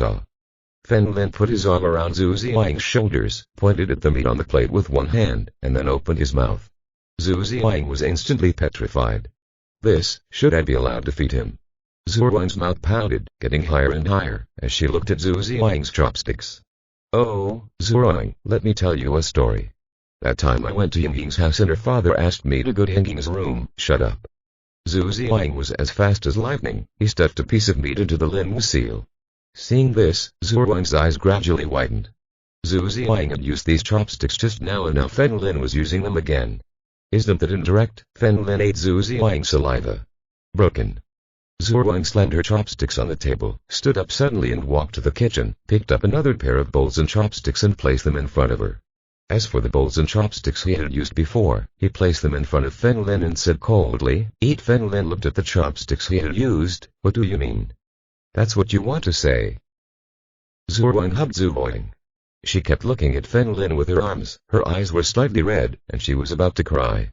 Fen Lin said helplessly, Okay, let's eat. Of course he didn't like it. It didn't matter. When he was on a mission, he randomly picked up 2 small branches from the ground to use his chopsticks. Not to mention Zhuang used it. Zhuang returned to normal only after seeing Fen Lin start eating. Zhuang and Zhu Ziyang finished washing the dishes and returned to the room. Fen Lin was also bored and ready to rest. The next day, Zhuang knocked on Fen Lin's door early. Get up. I will return to Jiang City today. Fen Lin rubbed his eyes. It seemed like he needed to complain in front of Wei Qin. After all, his state was different now. The 3 of them had breakfast and prepared to leave. In the end, Fen Lin was responsible for driving Zhu Ziyang's BMW, while Zhuang drove her car and took Zhu Ziyang with her. They were not very fast and it took them about 2 hours to reach Jiang City. Zhu Ziyang said goodbye to Fen Lin and others and left in his car. As for Fen Lin, under the leadership of Zhuang, he walked to Zhu's house. Haha, Shaolin, you have had a hard time on the way. Wei Qin was waiting in the courtyard by the door. When he saw the 2 people come in, he walked towards Fen Lin excitedly without greeting Zhuang. Zhu Chuan followed him, smiling and greeting Zhuang. Fen Lin calmly waved his hands and said, I brought you a gift specially this time. A gift? Could it be the company's product? Wei Qin said excitedly. She also found out from Zhuang, this priceless prescription was given by Fen Lin. Zhuang looked at Fen Lin. It was obviously a gift prepared by herself.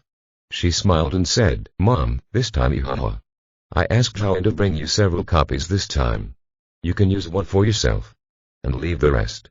You can give it to others as a favor to maintain the relationship."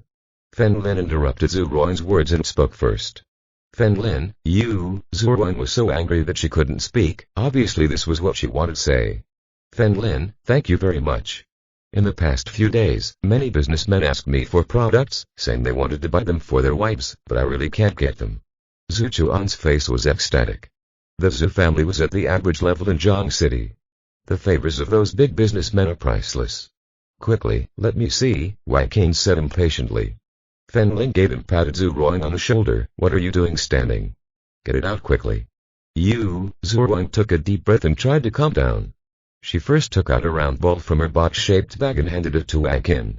Wai King looked at the box carefully and exclaimed, "What a box! So sophisticated. Coming quickly, don't stand still," Zhu Chuan hurriedly invited them. Several people went to the villa together. Zhu Ruang took out 5 boxes from her bag and carefully placed them on the table. "Mom, this time I got 6 in total. Use one and give the remaining 5 to the others." Zhu Ruang sat on the sofa and looked at Fen Lin angrily. "Great," Wai King said excitedly, "you guys hurry up and work quickly. It won't be long before we can become a rich family." "Mother. It's impossible." Zhu Ruang said this and looked at Feng. Secretly. Lin said, "This kind of thing is very valuable and cannot be mass-produced." "Yes, they can't be mass-produced." Fen Lin stood up and explained, "My father has kept the essence for several years, but I used it all at once. That's really a shame." Zhu Chuan didn't believe it at first, but after witnessing this magical medicine with his own eyes, he was sure that it must have a mysterious essence. "Okay, I won't interrupt you to reminisce about old times. I'm also going to see my friends." Since they arrived in Zhang City, Zhu Yan, Lanny, and Tang Qian naturally wanted to go and see them. "What are you doing standing around? Go send Zhao Lin away quickly." Wai King looked at Zhu Ruang. Zhu Ruang nodded and left with Fen Lin. "Is your essence very precious?" When she walked out onto the grass, Zhu Ruang asked with her head lowered. "Isn't this nonsense?" Fen Lin pursed his lips. After all, it was something passed down from generation to generation. Zhu Ruang lowered her head slightly. Fen Lin had done a lot for herself, but she deliberately made him angry because of these little things. "No need to send him away, I'll take a taxi myself." Fen Lin greeted Zhu Ruang and sent a message to Tang Qian. At this point, she should be at school, so it's easy to find her. As soon as he got into the taxi, Tang Qian sent a message to Fen Lin, telling him that she would be waiting for him at the school gate. Arriving outside Jiangxi University, Tang Qian, dressed in a dress, stood alone at the door. When he found Fen Lin, he ran towards him with a smile. "Say, do you miss me?" Fen Lin walked over and pressed his head. "Don't press my head. I won't grow up." Tang Qian pushed Fen Lin and puffed her mouth slightly. "Haha. When do you have time? I'll take you to play," Fen Lin said with a smile. "Now I have time. I heard that the giant pandas have just arrived at our zoo in Zhang City. I haven't had time to see them yet." Tang Qian raised her head and smiled. She had wanted to go for a long time, but if she asked Guduo, people will definitely invite her to see him. But Tang Qian always felt uncomfortable because she was still troublesome. Fen Lin stopped the taxi and got in with Tang Qian. "Let's go. I have saved 1 month's salary. Today you have the final say. Zhang City Zoo. Even if it's not Sunday, the ticket office here is always full." Fen Lin asked Tang Qian to stand in front of him, and the two of them had been lining up here. Seeing that they were about to arrive, a short-haired man whistled and inserted himself in front of the thin man in front of Tang Qian. But the thin man did not dare to speak angrily. "Hey. Do you have the quality?" Fen Lin reminded with a frown. "Me. Brothers, this guy wants to tell us about his quality." The short-haired man rolled up his sleeves, revealing the tattoo on his arm. If you are listening to this novel on a channel other than Mundo Fanfic Novellas, we cordially invite you to visit our channel. There you will find the original version of this story and you can explore many other novels of various genres. We are waiting for you to immerse yourself in a world of incredible novels. Chapter 164. This is really Wusong. As he spoke, several people squatting and smoking in the distance approached with sneers on their faces. These people rolled up their sleeves or took off their shirts. Its purpose is simply to show off your tattoos. Fen Lin couldn't help but laugh when he saw this scene. In some places abroad, this is just a common performance art. In the eyes of some people in China, it has become a pretentious capital. If you don't show it, you won't be harsh when you speak. The people behind Feng Lin actually wanted to talk, but no one liked to provoke the gangsters. Everyone is afraid of getting into trouble. Boy, even if I got in line, I didn't get in yours. Who do you think you are? The short-haired man was talking when he suddenly noticed Tang Qian next to Feng Lin and smiled suddenly. Little sister, you're right. Come out now, don't be embarrassed here. Feng Lin frowned slightly, his original good mood ruined. Shit. The short-haired man realized that Feng Lin was not afraid of him, so he slapped Feng Lin. Boom. Feng Lin kicked him in the stomach and kicked him out. When the remaining people saw this, they all called out to Feng Lin. Feng Lin immediately asked Tang Qian to hide behind him and chased him out. Many men who were queuing behind Feng Lin moved forward one after another when they discovered that Feng Lin was so good at fighting. It's your grandmother's fault. Today my uncle will teach you a lesson for your mother. You are ashamed to us people of Zhang City. I will kick you to death. A group of people surrounded a few gangsters. You hit and kicked me. Some elders also rushed up and beat these people until they couldn't fight back. What the hell? Boy. Just wait for me. Several people crawled and fled. Before leaving, they did not forget to leave a cruel message. Normally, Feng Lin wouldn't let these harsh words go, but today he came to play with Tang Qian and let them go. The thin man in front repeatedly apologized to Feng Lin, but Feng Lin just waved his hand casually. After purchasing 2 tickets, Feng Lin took Tang Qian to the zoo. Originally, Zhang City Zoo had an average visitor flow. But since the introduction of the pandas a few days ago, the place is packed every day. Have you called your mother? Feng Lin asked with a smile. I have video calls with my mother every day, Tang Qian nodded. He also learned from his mother that he was doing well. Not only had the company prepared a house, but his salary had also increased a lot. He knew that all of this was because of Feng Lin. The two walked along this path and headed straight towards the panda, and found that the panda enclosure was full of people. Tang Qian quickly took out a mobile phone and took pictures of the giant panda. Feng Lin did not forget to take several photographs of Tang Qian. Tang Qian continued to smile and wandered around for a while before the two were ready to return. Suddenly, Tang Qian pointed to the field below and said with a smile, "White tiger." Feng Lin stopped Tang Qian and saw someone arguing here. I paid to enter, so I can do whatever I want. You care about me? A fat old man, holding a 5 or 6-year-old child in his arms, pointed at a middle-aged man and shouted. The middle-aged man said loudly, "What you are doing is wrong. Grandson, ignore him, let's continue." The old man took a small stone from his pocket and handed it to the little boy. The boy picked up the stone and threw it at the white tiger below. "Oh. Grandpa, I hit him," the boy shouted with a smile, took another stone and threw it towards the tiger. Tang Qian saw this and walked over angrily. "Why are you so incompetent? Are you raising your grandson like this? Are you afraid that he will learn bad things?" Another meddler. "My grandson, what does it have to do with you?" This old man was cold. He snorted and said, "Let's continue playing." "A little bit." The boy sat on the railing, made a face at Tang Qian, and threw it at the tiger. However, this time he used too much force and lost his center of gravity, falling directly into the pool below. When the old man saw this scene, he was immediately confused. The children below also came out of the pool, crying in fear. This scream immediately attracted the tiger's attention. "What from there?" He jumped into the pool, bit the naughty boy on the shoulder and dragged him to the shore. "Help!" The old man looked around and shouted at the top of his lungs. But everyone around him turned a blind eye, just took out their mobile phones and took pictures. "What are you filming? Go find the staff." "What is the phone number of the staff here?" The fat old man grabbed the middle-aged man in front of him and asked. "Go away. Do not touch me.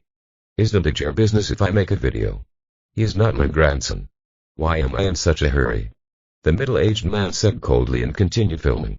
Not only him, but also the rest of the people, who for a long time did not like this old man and his grandson. "Feng Lin, please save the child, he'll die." Tang Qian noticed that Bai who treated the child like a toy and blood was already flowing all over the ground. As the number of people increased, some people who were unaware of the situation immediately notified the staff from the zoo and asked them to prepare anesthesia guns. "Please save my grandson. I know I was wrong. I know I was wrong." The old man put his hands together and continued to bow to everyone around him. "I remember crying." Feng Lin's expression suddenly changed. The tiger was about to bite the boy's neck, so he jumped. The people looking at him around was surprised to see this. "Brother, you stupid. Were you trying to show off in a place like this? Do you really think you're Wosong? When Tang Qian saw this, her heart jumped into her throat and she clenched her fists. Hard fists. Fen Lin slowly released. Key animals are very sensitive to this kind of perception. Sure enough, the white tiger that was about to act seemed to sense a great threat and immediately retreated and roared at Fen Lin. Fen Lin's expression did not change at all. He stepped forward step by step and forced the tiger back. He didn't go up immediately, but squatted down to see how the child was doing. He was a little relieved when he found that he only had his shoulder and ribs broken, nothing serious. Fen Lin, be careful. Tang Qian exclaimed. Fen Lin couldn't turn his back on the big cat. The sneak attack was useless against Fen Lin. He turned slightly to the side to avoid the white tiger's attack, grabbed the back of the white tiger's neck with one hand and pressed it to the ground. Be discreet. Fen Lin's ki instantly pressed down on by his body, making him fall to the ground, unable to move at all. All the spectators were shocked. This is really Wosong. Such a ferocious tiger was pinned to the ground by him, unable to move. This guy is so crazy. Bang bang bang. Thunderous applause erupted from all sides. Fen Lin held the child in one hand, walked a few steps faster, jumped up and grabbed the railing, jumped lightly, and put the child on the ground. At the same time, the staff and medical staff there rushed over. The fat old man knelt before Fen Lin with a plop. Thank you very much, my benefactor. Thank you very much, my benefactor. Chapter 165 Divine Aperture. Everyone else gathered around, not expecting to come to the zoo and see such a spectacle. Brother, you can't feed this tiger, right? If you press it, it will stay still. It's so beautiful, friend. I see fear in the tiger's eyes. What did you do before? Fen Lin didn't like being the center of attention, so he took Tang Qian's hand, squeezed it, and left quickly. When they arrived outside the park together, Fen Lin breathed a sigh of relief. I'm also curious, what's happening to you? Why is the tiger lying next to you and not moving? It's not consistent with common sense. Tang Qian looked surprised. Naturally, Fen Lin could not tell him that it was the ki he radiated that was suppressing him and preventing him from moving. I don't know. Maybe the man's domineering spirit surprised the tiger. After all, I heard you cry for help, Fen Lin said with a smile. After hearing this, Tang Qian immediately blushed, lowered her head, and said timidly, I just asked you to find a way. I didn't let you fall. You can't do such dangerous things next time. It depends on the situation. Fen Lin, holding Tang Qian's hand, walked back. The two ate nearby and Tang Qian received news from Guduatu. Fen Lin didn't want to stay with Tang Qian for a long time, so he sent her back to school. He didn't get out of the car, but directly took a taxi and headed to Lan's house. When I arrived at Lan's house, I found Lanny lying on the rocking chair in the yard, turning the tablet in front of him. Noticing Fen Lin's arrival, he raised his eyebrows with a smile. Hey, you are a rare visitor. I came to Jiang City today, so I came to see you.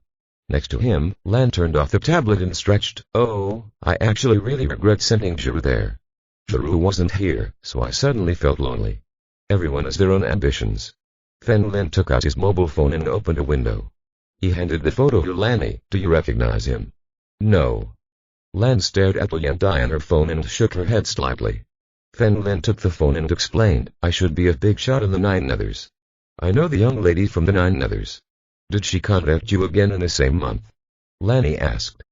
Fen Lin shook his head. No, she just told me that a big shot was coming to Yun City. However, Fen Lin also had a rough idea in his mind after investigating the incident. In the same month, it was the first sect. This time, the members of Jia Land and Yun City should all be the second sect. By the way, look at one person. More for me, Fen Lin said about the purpose of this time and took out a photo of his unknown fiancé from his pocket.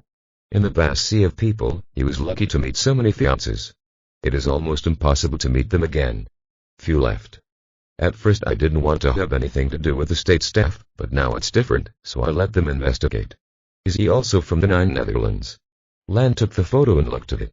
No, he is a more important person. Fen Lin spoke very vaguely. He couldn't tell Lanny that this was his fiancé. All right. Lan used his mobile phone to take photos and said with a smile, I will go to the base in a few days and check it for you. Thank you.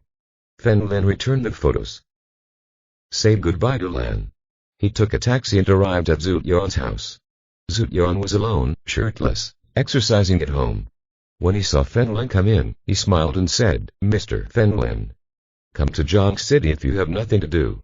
Fen Lin sat on the chair next to him. at him, smiling. Haha, Yinging didn't cause you any trouble, right? Zhu Yuan put on white short-sleeved clothes, picked up the goji berry water next to him, and took a sip. No, Yinging is a good person, he is much easier to get along with than Zhu Boying. As Fen Lin spoke, he noticed Zhu Ziang walking in the distance. Zhu Yuan also looked back and said without hesitation, since the Lord likes Yinging, I can accept it. Dad. What are you talking about? It's like no one loves me. Zhu Ziang's cheeks turned red with anger. Using the word receive was so abhorrent. Fen Lin was also speechless for a while. He said this before because he wanted to ask her for treatment. Now that I have recovered from my illness, if I still say this, I can't be serious. Fen Lin felt the need to express something. Zhu Wang and I have already received the certificate, so don't think about your little daughter. Zhu Yuan smiled and said, haha, I remember Yinging told me when I was a child that he would marry Zhu Ruang in the future. A man. Who said that? Zhu Ziang clutched her fists in embarrassment and ran over to hit Zhu Yuan on the arm. Fen Lin frowned. Since this trick didn't work, he would use a stronger one. You don't know, my father has found 10 fiancés for me. Yinging knows, Fen Lin said with a smile. In this case, Zhu Yuan should be speechless. How could a father allow his daughter to marry a man like that? Zhu Yuan exclaimed, Mr. Fen Lin, there are already 10 of them anyway, so it doesn't matter if you add one more. Dad. I'm ignoring you.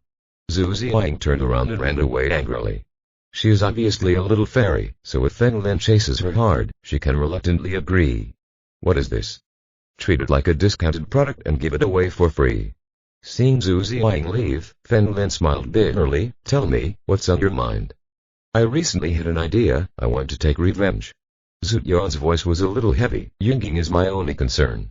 I can rest assured that she is following my husband. Fen Lin's expression froze. Who was your enemy?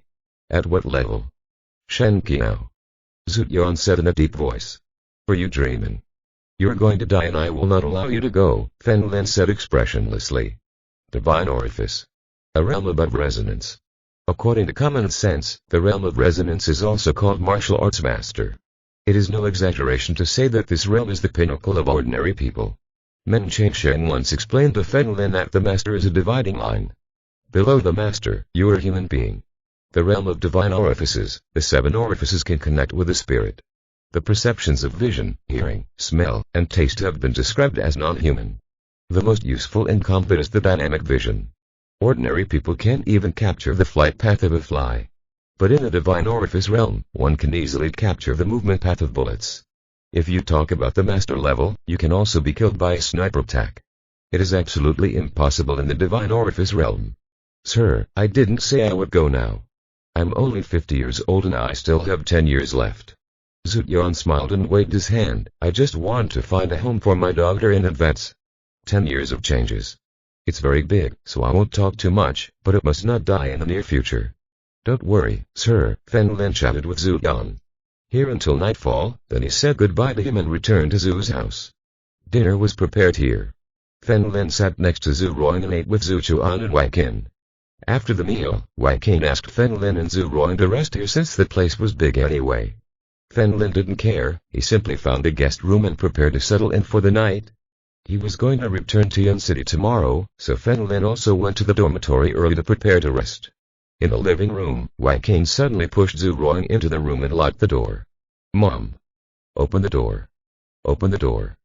Zhu Ruang was so scared that she quickly knocked on the door. Chapter 166 The King of Soldiers. You should know that this room is a guest room. It is not large, there is not even a sofa. The living room only has a table and chairs. Apart from this, only the bedroom remains. After calling for a long time, he didn't hear Wang Qin's response, so he could only walk to the bedroom helplessly. Opening the door, he found Fen Lin lying down and looking at his mobile phone. He walked over and asked awkwardly, "What are you doing?" "Reading a novel," Fen Lin replied casually. "What novel?" In this environment, Zhu Ruang always felt that something was wrong if she didn't say anything.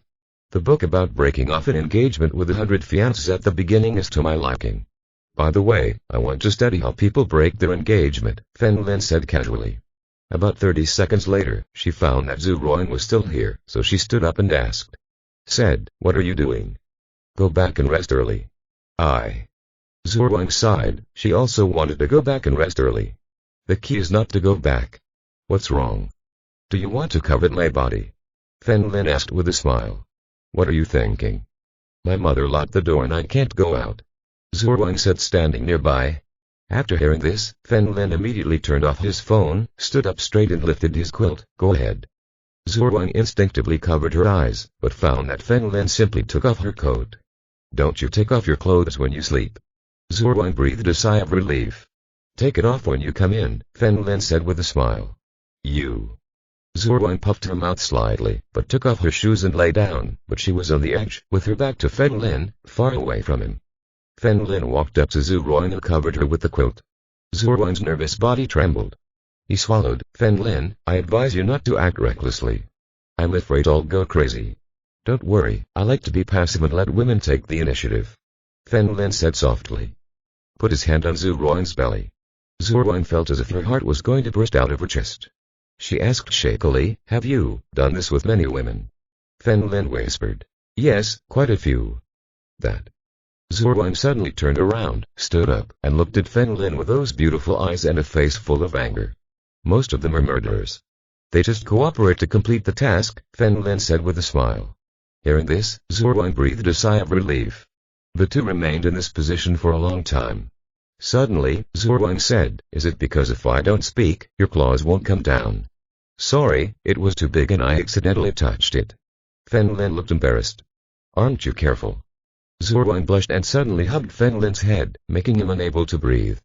Early the next morning, Zhu Wang woke up immediately. Fen Lin fell asleep in his arms yesterday and she was too embarrassed to bother him. I could only sleep for an hour or two in this strange position. Are you awake? Zhu Wang's face suddenly turned red and she asked coldly. Fen Lin responded from under the quilt. No. No, sir. Zhu Wang immediately lifted the quilt, put on her shoes and left. Fen Lin looked at Zhu Wang's back, stretched and looked up at the ceiling. I suddenly realized that having Zhu Wang as a wife wouldn't be a bad idea. In the morning, Wai Qing opened the door and saw Fen Lin coming out and kept winking at Fen Lin. Fen Lin was a little helpless, but he still wanted to thank Wai Qing for giving him such a soft pillow. The two had breakfast here and Zhu Wang took Fen Lin and prepared a return to Yan City. Now that the company has made a name for itself, it is natural to take the opportunity to launch some common cosmetics that it has mastered.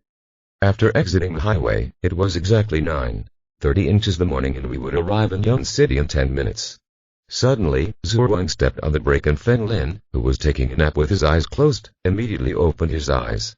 I found a man standing in front of me, blocking Zhu Wang's car. I'm sorry. This man was under 30 years old, wearing normal casual clothes, and walked to Zhu Wang's car window with a smile on his face. What are you doing? Don't you know it's dangerous? Zhu Wang opened the car window and shouted sadly. Wow. What a beautiful big sister. I didn't expect to be so lucky to make a mistake so early in the morning. The man showed a coquettish smile. Sister, I want to go for a walk. There's no time. Zhu Wang will close it. But the man put his hand on the glass of the car window to prevent him from getting in. I'm an old man. If you don't take me with you, I won't let you go.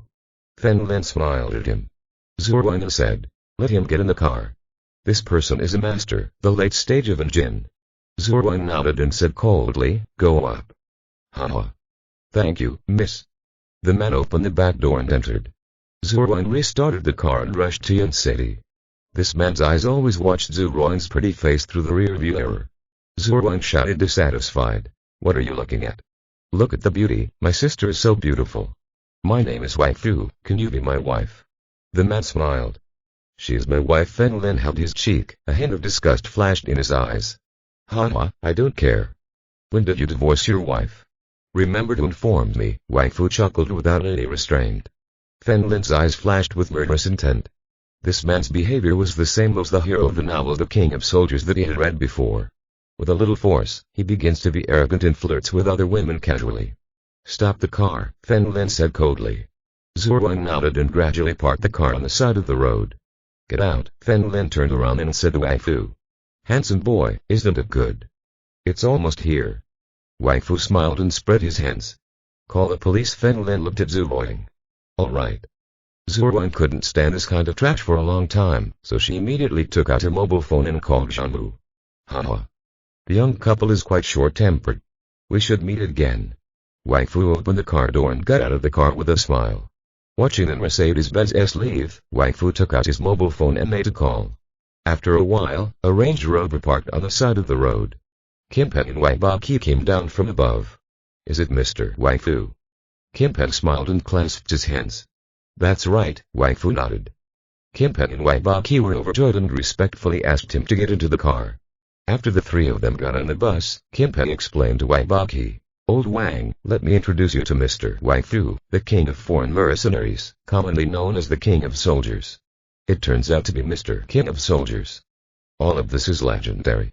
I didn't expect him to see the real person. Wang Baki looked surprised. It was easy for such a master to kill Fen Lin. Wang Fu smiled slightly, his face full of pride.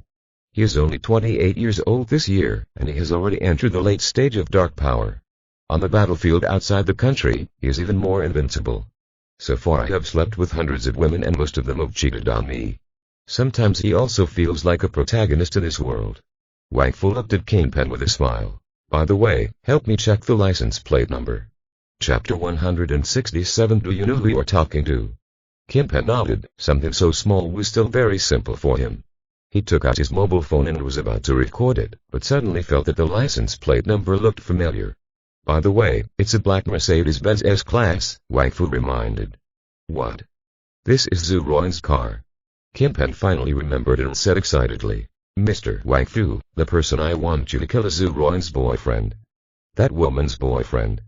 Wang Fu, thinking of Fen Lin just now, the corners of his mouth raised slightly. Great, it turned out to be this kid.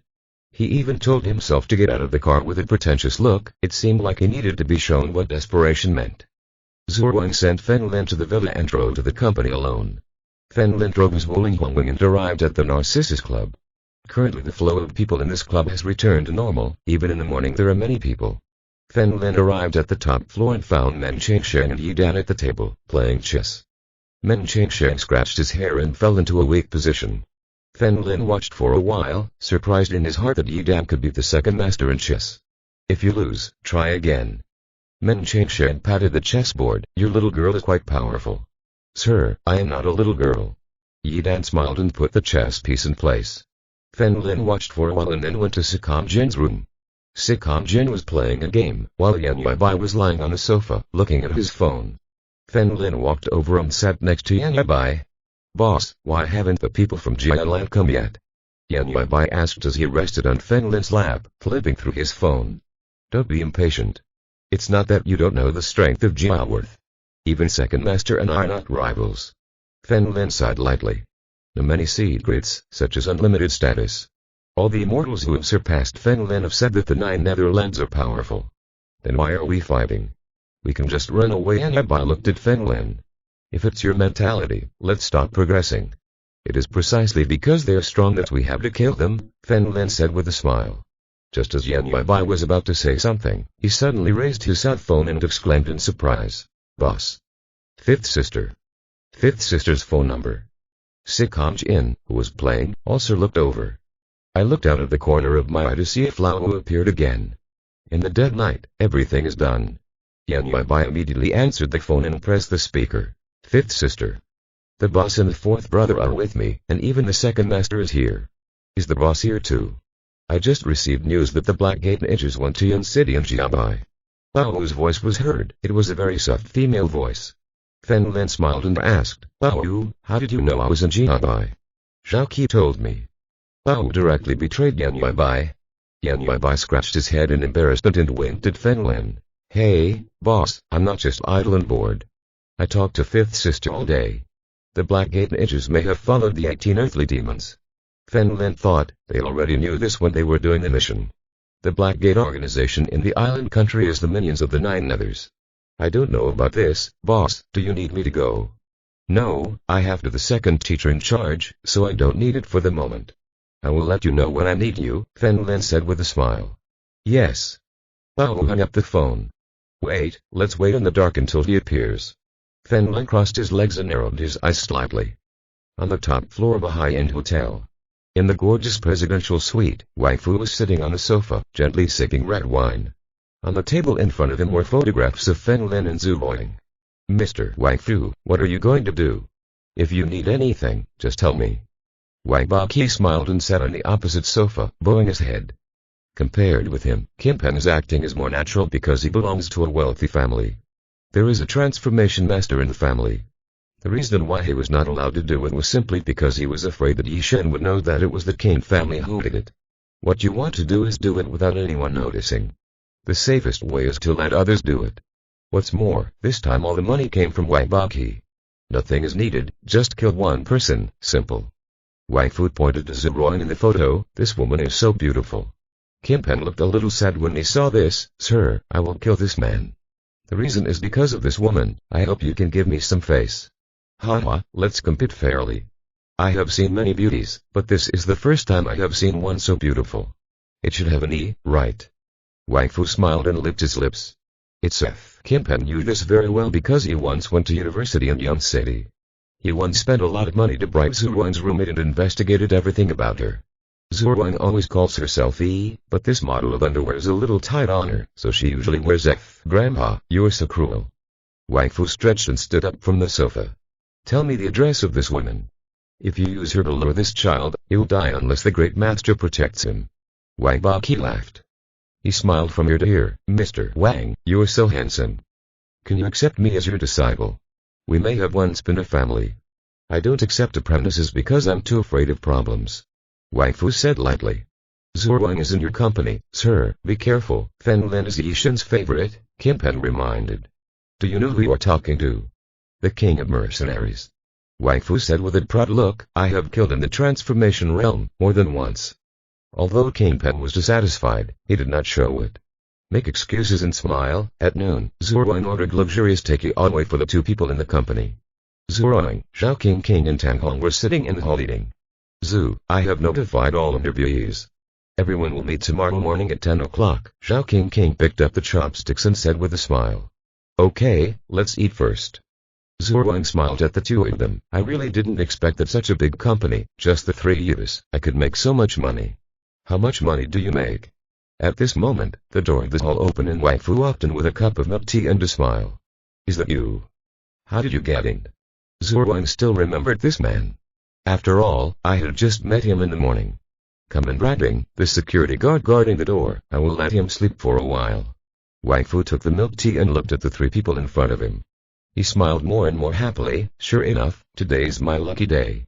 The three people in front of him. Each one is of different types, each one is of top quality. Zhao King gives people the feeling of being the next door neighbor. Zhu Ruang is naturally a cold CEO. Tang Hong is a mature and beautiful woman. What are you going to do? I called the police. Zhu Ruang stood up attentively, took out her cell phone and shouted. Wang Fu lightly tapped his toes on the ground. Click. The floor tile shattered instantly. Three beauties, do you think you can make a call in front of me? Wang Fu took a sip of milk tea and continued, by the way, didn't you notice before I came in that there was a power outage here? Could it be? P.S. King of Soldiers. Everyone, give me some face and support this author. Chapter 168. Always a liquor. Wang Fu nodded slightly. Yes, camera, you may never know in your life what kind of person is in front of you. Wang Fu sat at the table and said to the three of them, put your mobile phones, put them on the table. Zhu Ruang and others looked at each other but did not make any immediate moves. I am very patient with beauties. After saying this, Wang Fu stood up. Give it to him. Zhu Ruang looked at Zhao King and Tang Hong. This man is an ancient warrior, and the three of them are definitely no match.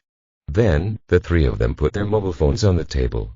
Wang Jian took Zhu Ruang's mobile phone and found that there was a password. Tell me, what is the unlock password? If you don't tell me, I will go with you and look for fingerprints. Wang Feng smiled slightly. In his opinion, this kind of simple task. It is only a game. The password is 0818, Zhu Ruang replied that it was her birthday. Okay, it's open. Wang Fu continued checking his phone and found Fen Lin's name. Finally, he discovered that the two often chatted on WeChat. He sent a message to Fen Lin. What are you doing? Zhu Ruang immediately walked over. It's okay for you to take a look. Wang Fu took the phone and pointed the screen at Zhu Ruang. There was only one simple sentence. Come to the company and I will discuss something with you. The tone of Zhu Ruang's talk was almost the same as always. There was no deliberate reminder and he was asked to come alone.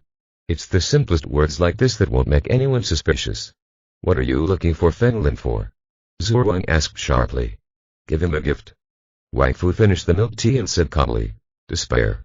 After hearing this, the faces of the three people in front of him changed. "Who are you? We didn't provoke you, right? Fen Lin asked you to get out of the car today because you were rude and disrespectful." Zhu Ruang turned pale with fear. Although Fen Lin got to know Yi Shen, he is generally somewhat reclusive. How could he single-handedly defeat this ancient warrior? His brain was racing, trying to figure out how to notify Fen Lin. "But my brain is about to explode, but I still can't imagine that this seems like a dead end." Fen Lin ate with the second master today. But he suddenly received a WeChat message from Zhu Ruang. After eating a few big mouthfuls of meat, he wiped his mouth and stood up. "You guys eat, I have something to do here." Without waiting for them to speak, Fen Lin bid them farewell. After driving Wuling Huanwen, Fen Lin ran towards the company calmly. Suddenly, he saw a woman waving at him on the side of the road. Lian's eyes. When Fen Lin saw this woman, he immediately raised the corners of his mouth, and it seemed that after a day or two, he couldn't stand it anymore. "Brother, what a coincidence, see you here." Lian Dai opened the passenger door and sat down.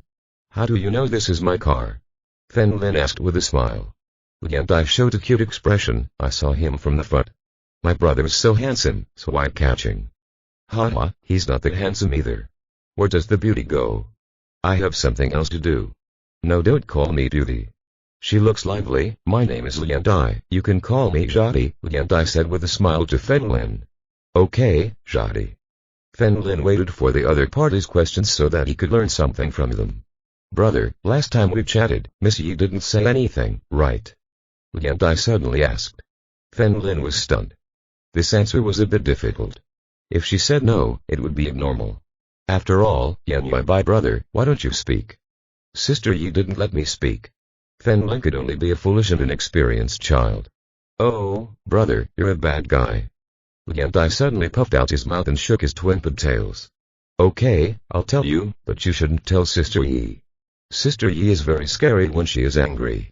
Fen Lin parked the car on the side of the road with a pleading expression. "I won't tell you for sure." Lian Dai's big eyes with dark circles curved into crescent moons with a smile. "Okay. Sister Yi came to talk to me and asked me what I told you when we were in the Wei family," Fen Lin said with a simple face. "I answered her truthfully and told her that you admire Sister Yi very much." "She would. What else did you say?" Lian Dai asked. "He said to stay away from me from now on and not to cheat on me." Fen Lin showed a silly smile. "Shadi is so cute, how could you lie to me?" "That's right," Lian Dai nodded, feeling sad in her heart. She kept thinking that someone like Fen Lin definitely couldn't get into Yi Shen's core. So it was normal for her not to tell Fen Lin about her own affairs. "Brother, continuing with our topic that day, is there anything different between Miss Yi and ordinary people?" Lian Dai asked with a smile. "In what aspect?" "Sister Yi is a very loyal person, there is nothing strange about her." Fen Lin looked at Lian Dai and said. "For example, has she stopped growing?" Lian Dai asked. "Stop growing? Of course not. I have followed Sister Yi for many years, and now I have grown from a little girl to a mature woman," Fen Lin answered truthfully. "Could it be that Jialan found the wrong person?" "Really? What about your mother? Is there something strange about your mother?" Lian Dai asked again. Fen Lin was surprised. Judging from this sentence, Lian Dai should know Yi Shen's father. It seems that he didn't admit the wrong person. "I never met her." "Mother. The last time we went to Yi's house together, I heard from Yizan that Yi Shen's mother had been detained and was dead." When Fen Lin said this, he sighed deeply. Lian Dai nodded. "Brother, you must not tell Miss Yi about our conversation, otherwise I will ignore you." "Don't ignore me." Fen Lin almost said this. I definitely won't tell you. If Sister Yi knows I'm talking to you again, she won't let me go." "That's enough. I have something else to do. Please leave a message first." "Let's do this." Lian Dai took out her pink mobile phone. "Okay," Fen Lin nodded. After exchanging contact information, Lian Dai got off the car. She looked in the direction Fen Lin was leaving and suddenly covered her face. "TSK, TSK, it's just that I'm too beautiful." Fen Lin parked the car in front of the company slowly and simply entered through the door. When he found the security room, the man was slumped in a chair. Her expression changed and she immediately reached out and grabbed his wrist. "Did you faint?" He looked inside the company and then remembered Zhu Ruang's information. Something must have happened. Fen Lin put his hands in his trouser pockets and walked out into the hallway with a calm expression. "I found Zhu Ruang, Zhao King and Tang Hong standing here." Wang Fu held the takeaway they ordered and ate in large bites. Seeing Fen Lin come in, Zhu Wang immediately shouted, "Fen Lin, run! He can't run away. When he comes here, his death is already destined." Wang Fu ate calmly, not putting Fen Lin at all in the eyes. Fen Lin walked towards Zhu Wang and looked at the three people in front of him. "Are you okay?" Chapter 169. Answer. Not qualified to look at the sky so casually, Fen Lin approached the three of them. His expression was a little confused. What was going on with this man? Didn't he know how to control the hostages? After carefully observing the other person's expression, Fen Lin realized that he didn't take him seriously at all. "What are you going to do?" Fen Lin looked at Wang Fu in front of him, who had already let him go earlier on the road. "I didn't expect him to dare. This time I was tasked by a friend. He asked me to kill someone." "You?" Wang Fu pointed at Fen Lin with his chopsticks. Fen Lin asked with a smile, "Who wants to kill me?" "You don't have to worry about this, I won't tell you." Wang Fu continued to eat with his head down. "I'll do it after I finish eating. Now you have what are your last words? Please tell me quickly." Fen Lin raised the corner of his mouth slightly. "Do you think there are so many of us that we can't beat you?" "Ha ha ha." Wang Fu raised his head and laughed, and waved his hand. 2 pieces of food. The chopsticks flew from his hand and pierced the wall next to him. Seeing this situation, Zhu Wang and others were so scared that their faces paled. There are only 3 of them in the company these days. Zhu Wang has nothing to do and also provides Zhao King and Tang Huang pool of information about the ancient warriors. The person in front of him was obviously an ancient warrior, and not any ordinary ancient warrior. "How much did that person give you?" "I'll give you double," Zhu Wang said loudly. "Ha, no matter what you do, you must have rules. When I kill Fen Lin, you can give me double the price and I will kill them." Wang Fu looked at Zhu Wang with a smile. Zhao King nervously grabbed Fen Lin's hand, gritted her teeth and said with red eyes, "Fen Lin, I will die with you." These words shocked Zhu Wang and Tang Huang. Saying this, Zhao King almost expressed her attitude towards Fen Lin. Even Fen Lin was a little surprised, saying that a friend in need is a friend and it was difficult to deal with a woman like Zhao King. "Fen Lin, if you die, I will die with you." Zhu Wang also grabbed Fen Lin's arm. At this moment, if an outsider were to upstage her, she would not have the dignity of claiming to be Fen Lin's wife. Tang Hong said helplessly, "Now it was confirmed, boy, I didn't expect you to be so powerful. Even if you die, a beautiful woman will die with you." Wang stood up with a smile and threw the lunchbox on the ground. "But don't worry, these 3 women won't die. It's just that you will die alone." Fen Lin looked at the 2 people around him and whispered, "Let go of my arm, I want to move." "Do not let it go." Zhao King tears had already flowed out, and she suddenly stood on tiptoe. Standing on tiptoe, he kissed Fen Lin on the mouth. "Fen Lin, we will be husband and wife in the next life." "What the hell?" Zhu Wang felt Zhao King rubbing her nose and face, daring to kiss a man in front of her. She didn't show any weakness and kissed him too. "Mr. Zhu, I'm going to die anyway, I won't give up my happiness." Zhao King returned. "Even if he dies, Fen Lin is still my man." Zhu Wang also followed. The 2 of them kept repeating this, from left to right, with only Fen Lin standing in the middle with an embarrassed expression on his face. Wang Fu's face gradually showed murderous intent. These women had taken a liking to them and would definitely play with them later. But now they were kissing other men, so naturally he was a little upset. Brat. Wang Fu couldn't take it anymore, so he reached out to grab Fen Lin. Boom. A voice suddenly rang out, closely followed by blood. Wang Fu lowered his head in disbelief. The bullet passed through his outstretched palm and entered his leg. "Run." Fen Lin took a photo of Zhu Wang and Zhao King. The 2 recovered from the panic. Zhu Wang immediately took Tang Huang's hand and fled outside. Wang Fu did not kick him out because his goal this time was to see Lin alone. "Wow, I didn't expect you to have this kind of thing in your hand. Come on, do it again, see if I can avoid it." Wang Fu looked at Fen Lin with a fierce expression and roared, "Come on. Brush." He pulled out the dagger from his waist with his other hand and suddenly cut off Fen Lin's arm. His purpose was not to kill Fen Lin, but to cut off his arm. Fen Lin didn't make any move, he just stood up. He stood there blankly. Wang Fu had a disdainful expression on his face. He was about to attack him, but he had not yet reacted. Clicking. A crisp sound was delivered. Wang Fu's pupils tightened and his dagger emerged from impossible. Wang Fu took a step back in shock, showing fear, transformation. "Ha, now I ask you, do you have any last words?" He walked towards Wang Fu. "Impossible. How can such a young person reach the realm of transformation? Impossible. I'm obviously a genius." Wang Fu shook his head vigorously, not believing it at all. Genius. That's because you, a humble ant, have not yet looked at the sky. Fen Lin put his hands in his pants pockets and took a step forward. Bullet. Bullet. A sound like electricity echoed throughout the hallway. This and Grandmaster. Wang Fu's eyes were white and he was so scared that his legs weakened and he collapsed to the ground. The person he wanted to kill turned out to be in the resonance realm. For the first time, he felt fear. On the battlefield outside the country, he was the king. Although he had been in crisis before, he had never felt like this when facing the realm of transformation. Sneaky, so it's not that desperate. But in the realm of resonance, what could I compare it to? I'm sorry, I made a mistake just now. It's not that you didn't look at the sky, you are an ant and have no right to look at the sky. The terrifying pressure instantly fell on Wang Fu. His bones creaked and he couldn't breathe at all. His whole body seemed to be held by the big hand. Like a giant and looked crushed.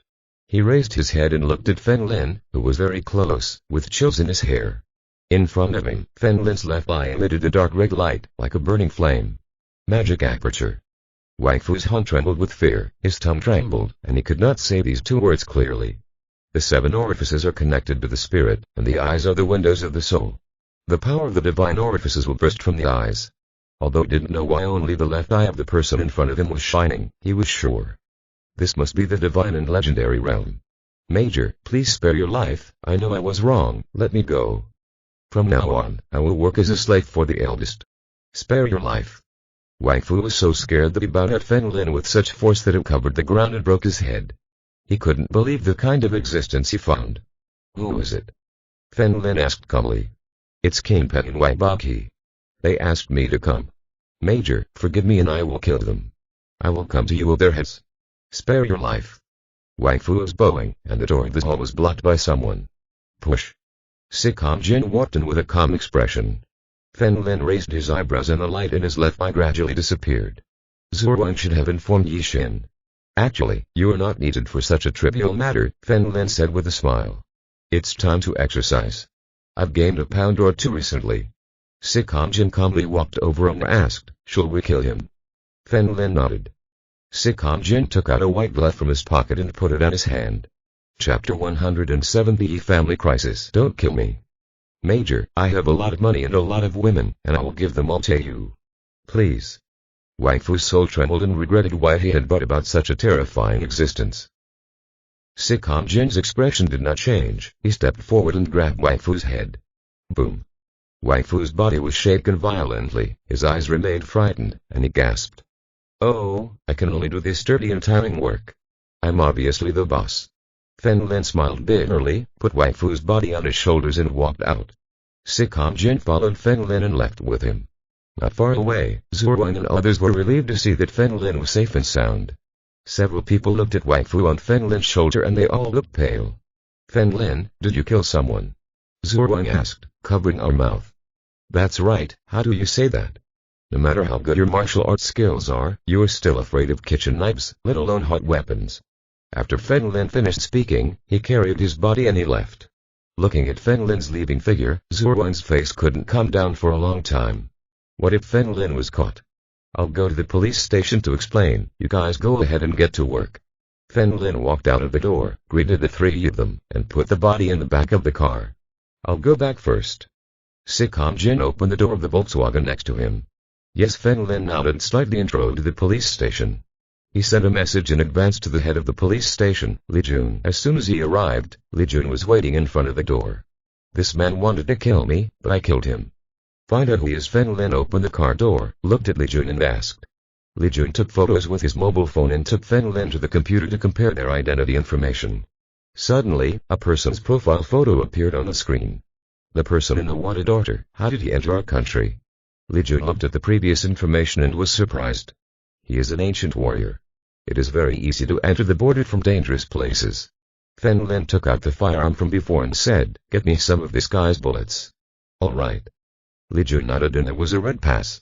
People must cooperate fully. By the way, my status is quite special. This person's death is a result of your police station. Fen Lin left here after saying that. If he was in the desert, he would have buried him casually. But this time he died in the company of Zhuang, so he must come to explain, otherwise something could easily happen. When Feng Lin came out, Zhu Wang and the others were waiting outside. Seeing Feng Lin come out safely, Zhu Wang asked with concern, "Are you okay?" "Okay, this murderer is a wanted criminal and they are planning to reward him with money." Feng Lin smiled at the three of them and indicated peace of mind. "Feng Lin, what's wrong with your weapon?" Zhu Wang has always been worried about this matter. After all, having something like that is illegal in itself. "Look what this is. They just gave it to me." Feng Lin took out the bullet with the police station number. "Have you forgotten what I did when I came to Yan City?" Zhu Wang remembered the time. He even invited her when she was about to come to Yan City. But Feng Lin refused. Later, Feng Lin took the initiative to come. "I remember he said that there was a mission from above." "Oh. Were you carrying out a mission for the country?" Zhu Wang exclaimed. Keep a low profile." Feng Lin put his finger to his mouth and said to several people, "Go back." Tan Hong and Zhao King knew that Feng Lin had been a soldier before and acted Zhu Wang's guidance. They also understood. Feng Lin is not retired yet and continues to help the country. The stone in their hearts finally fell to the ground and now, instead of being afraid, they are actually somewhat proud. Autumn. This matter is over. I have an upcoming meeting. After several people got into the car, Zhu Wang coughed lightly and looked at Zhao King next to her. "Tell me. What's wrong with you? Why did you kiss my man?" Zhao King's face suddenly turned red. He really thought that Feng Lin would die. So his idea was very simple. Be brave before dying and say what was in your heart.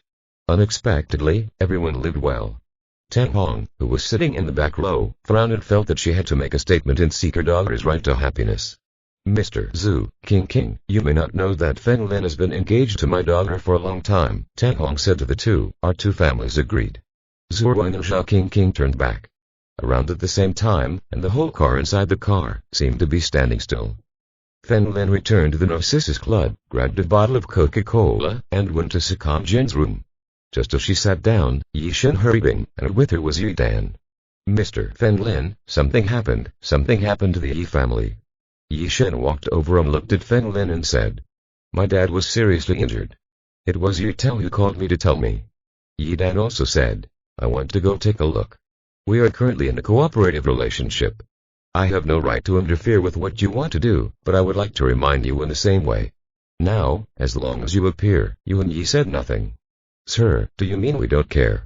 Yi Shen asked. Feng Lin asked strangely, "You have nothing to do with the Yi family." "I did it because," Shen spoke, looked at Yi Dan next to him, "you're doing it for your mother, but your mother is not doing it for you. He's been hiding the secret and not telling it." Feng Lin stretched out and looked at Sakam Jin. "Where are the 4th and 7th sons?" "Going out to play," Sakam Jin replied. "Come on, let's go there." Stood up, the Yi family. Feng Lin led Yi Shen and Sakam Jin out of the car together. Yi Dan still stayed at Narcissus Club, protected by his second master. Sakam Jin followed Feng Lin with a cap, a visor and sunglasses. Yi Shen walked in front and had a suspicion in his heart that the attack on Yi's family had something to do with his mother. "Then I have to come." Before Yi Shen could say anything, several security personnel opened the door with great respect. What Yi Shen did before in the Yi family was still fresh in their memories. The security guard lowered his head. Yi Shen was also a little surprised, but if she thought about it carefully, everything in the world was based on strength. He looked at the people on the side and asked, "Did someone attack the Yi family?" "That's right, it was just in the morning. We don't know the specific situation. Please ask the lady in person." The security guard lowered his head and responded, "Mountain Summit." The glass around the villa was still broken and had not been repaired in time. As soon as Yi Shen entered, he saw several people from the Yi family, all in the living room. Yi Zong was sitting on a sofa with a bandage around his body. Yi Min and Yi Tao sat on the sofa next to them. Yi An and Yi Kai were standing not far away, chatting in a low voice. When Yi Shen appeared, everyone here had different expressions. But no one dares to be sarcastic anymore. "Didn't you say it was kept secret?" Yi Zong whispered. If you are listening to this novel on a channel other than Mundo Fanfic Novellas, we cordially invite you to visit our channel. There you will find the original version of this story and you can explore many other novels of various genres. We are waiting for you to immerse yourself in a world of incredible novels. Chapter 171. Driving the tiger away from the mountain. "Dad, I only told my sister," Yi Tao said calmly. Yi Shen walked over and asked calmly, "What happened?" "The Yi family's affairs have nothing to do with you," Yi Zong said with an indifferent expression. "Please come back." Feng Lin and Sakam Jin, two people, just wandering around. Suddenly, Fen Lin leaned over and found a kunai under a piece of broken glass. Sikam Jin took a closer look and whispered, "It should be an ninja from the island country. Just looking at the gun, I'm still not sure." Fen Lin took the kunai and weighed it in his hand. "That's right. They are ninjas. There are more than a dozen of them. They seem to be searching for something and have turned this place into a mess," Yizan said from a distance. He naturally knew that Fen Lin was the boss. "Here?" Sikam Jin asked. "It should be them, right?" Fen Lin threw the kunai on the ground with a smile and nodded, 99%. "Do you know who did it?" Yan walked over and asked. "Path. I don't know." Fen Lin smiled and spread his hands before leaving with Sikam Jin. The two were standing on the edge of the cliff outside, looking into the distance. Fen Lin calmly said, "I should look for Yidan to see if she is really dead." Just as he said that, Fen Lin's expression suddenly changed. "What's wrong?" Sikam Jin asked. "Take the tiger away from the mountain," Fen Lin said in a deep voice.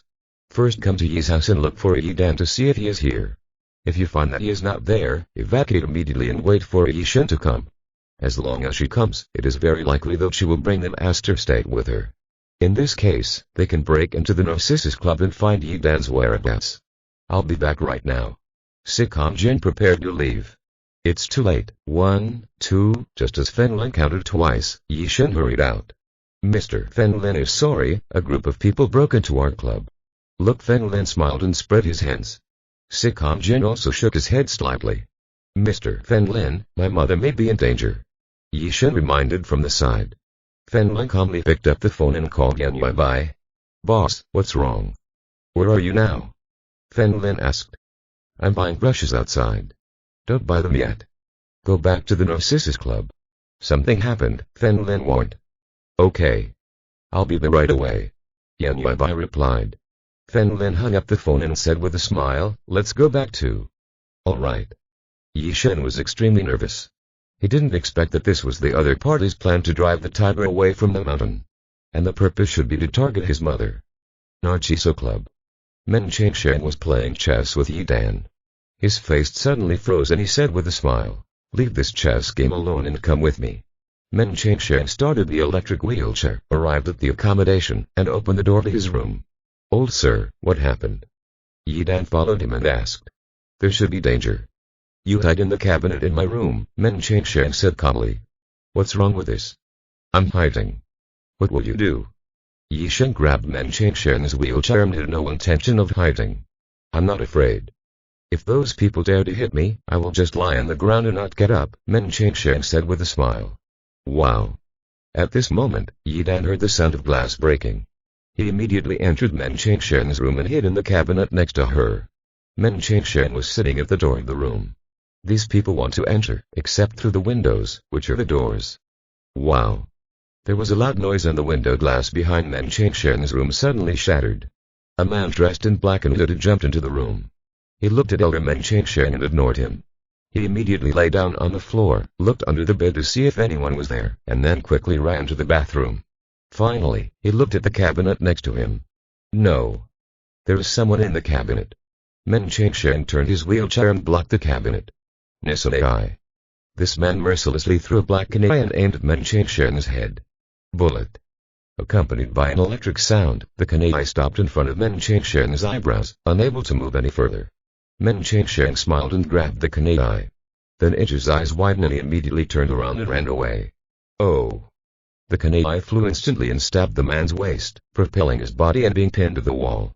"Don't be nervous." Men Changshan pushed the wheelchair and walked slowly towards him. Boom. Then Ichi shattered the wall with a single blow and his body was free. Just as he was about to escape out the window, his body suddenly shook and hit the ground with a bang. "How can we repair it?" Veins appeared on his forehead and his body trembled constantly, but it seemed as if there were tons of stones weighing down his body and he couldn't get up at all. "Second Master, are you okay?" At this moment, Yan Yuebai ran into the room. "Almost, where have you been?" "If something goes wrong with my old bones, it will depend on you," Men Changshan said with a smile. Yan Yuebai stuck out his tongue. "I just went shopping. The people below have been treated, and some have escaped." Men Changshan pointed to the people on the ground. "Take this person away and hold him for questioning." "Okay." Yan Yuebai grabbed the man and left. Men Changshan said to the cabinet, "You can go out now." Yidan immediately opened the door of the cabinet and looked at the messy room. She was shocked. Could it be that this old man also be a master? Let's continue playing chess. It's my turn, right? Men Cheng started his wheelchair, ran towards the previous chessboard, picked up a cigarette bag and thought beside him. Yi Dan was more and more surprised and asked in a deep voice, "Old sir, aren't you nervous when something like this happens?" "You're nervous, but I don't show it. In fact, my legs are shaking," Men Cheng said with a smile. "Old man, you don't have legs." Yi Dan rolled his eyes and sat up. Suddenly, his face turned red inexplicably. After Fen Lin and others arrived here, they found that the clubhouse was in a mess. "Sir, Sister Yi, I'm sorry, I couldn't stop them." Liu Xiaodan walked over, with a kunai stuck in his belly and his face very pale. Fen Lin walked over, took out 2 silver needles from his belt, stuck them near Liu Xiaodan's wound, and then took out the kunai. Liu Xiaodan lowered his head in surprise. There was no profuse bleeding from the wound. Just now he was afraid of bleeding. "A lot, so I didn't take it out. Go and bandage it quickly." Fen Lin took out 2 silver needles and pierced his belt again. "Thank you, Sir." Liu Xiaodan covered the wound and quickly left. Fen Lin and others arrived at the 9th. Yan Yuebai winked at Fen Lin and pointed to the people on the ground. "Boss, they should be from the Black Sect. Some have escaped, but one is still alive." "Awesome, come on. It's pretty fast." Fen Lin smiled and gave a thumbs up. Yi Shen looked at the corpse in front of her and felt a little uncomfortable. She took a few steps faster and went to check on her mother. "By the way, boss, the second master captured the one who was alive," Yan Yuebai explained. Fen Lin nodded, removed the man's black hood, and asked in Island Mandarin, "Who asked you to come?" "Kill me." The short-haired man said sternly. "I am a man of my word. If you tell me everything, I will let you live," Fen Lin said expressionlessly. Chapter 172 Yunan. The short-haired man looked stunned, wondering if Fen Lin's words were true. Nobody wanted to die, and if what the other person said was true, they decided to tell everything. "As long as I tell you, are you sure you will let me go?" the man asked. "Make sure one of us puts on these clothes and follows you so you don't die." Fen Lin pointed to a few people lying on the ground. "Are you not afraid of exposing me when I return? We will record a video and you answer the question. If you dare to expose it, we will send the video to your boss." Fen Lin took out his mobile phone. "Phone," and I answered without thinking. "Okay. We are members of the Blackgate organization of the island country. We have received a mission from above and we are here to find someone." The short-haired man looked at Fen Lin and whispered. Fen Lin recorded the video with his mobile phone and continued to ask, "Who are you looking for?" "A woman. We only have her photo, we don't know anything about the others." The short-haired man took out a photo of Yi Dan from his body. In the photo, she and the current Yi Dan, exactly the same. Fen Lin asked in a deep voice, "Who was the boss behind you?" "The first sect, Lady Saint," the short-haired man replied. "You fart." Fen Lin suddenly grabbed the man's collar and asked coldly, "How dare you lie to me? My life is in your hands, what's the point of lying to you?" There was no trace in the short-haired man's eyes the feeling of lying. "You mean in Young City in the same month?" Fen Lin asked in a deep voice. "The Holy Lady is not here." The man took out his mobile phone and opened a text message. "This is a message sent to me by your boss. He is currently in Young City." Fen Lin looked at the order above. "The Holy Lady ordered us to go to his house in the Narcissus Club to look for Yi Dan." Seeing this news, Fen Lin sat on the sofa and fell into deep thought. Something is wrong. Fen Lin always felt that something was strange, something was wrong. Who was Lian Dai? He should be from the second sect, right? Fen Lin asked, touching his chin. "I don't know him, but the second sect is controlled by the Lian family," the short-haired man replied. "What about the one called Liu?" Fen Lin suddenly asked. Sikon Jin and Yan Yuebai next to him also glanced sideways. The Liu family lineage has become a thing of the past and has long declined. I don't know the specific reasons for a small person like me, but, at this point, the short-haired man said suddenly, the Shiba Disha belongs to the Liu family lineage. I heard it is coming. Are they the 18 Disha of the Liu family? What other masters do they have? Fen Lin asked. There are only 2 earthly evils in the Liu family now. In addition to the 18th earthly evil, there is also a 9th earthly evil. I heard that it is thanks to the 9th earthly evil that the declining Liu family can still gain a foothold in the second sect. Fen Lin closing his eyes and meditating, the Liu family only had these 2 earthly evil spirits left in total, but for Yi Dan, he had to send one. A smart person like Liu Nine must have other plans.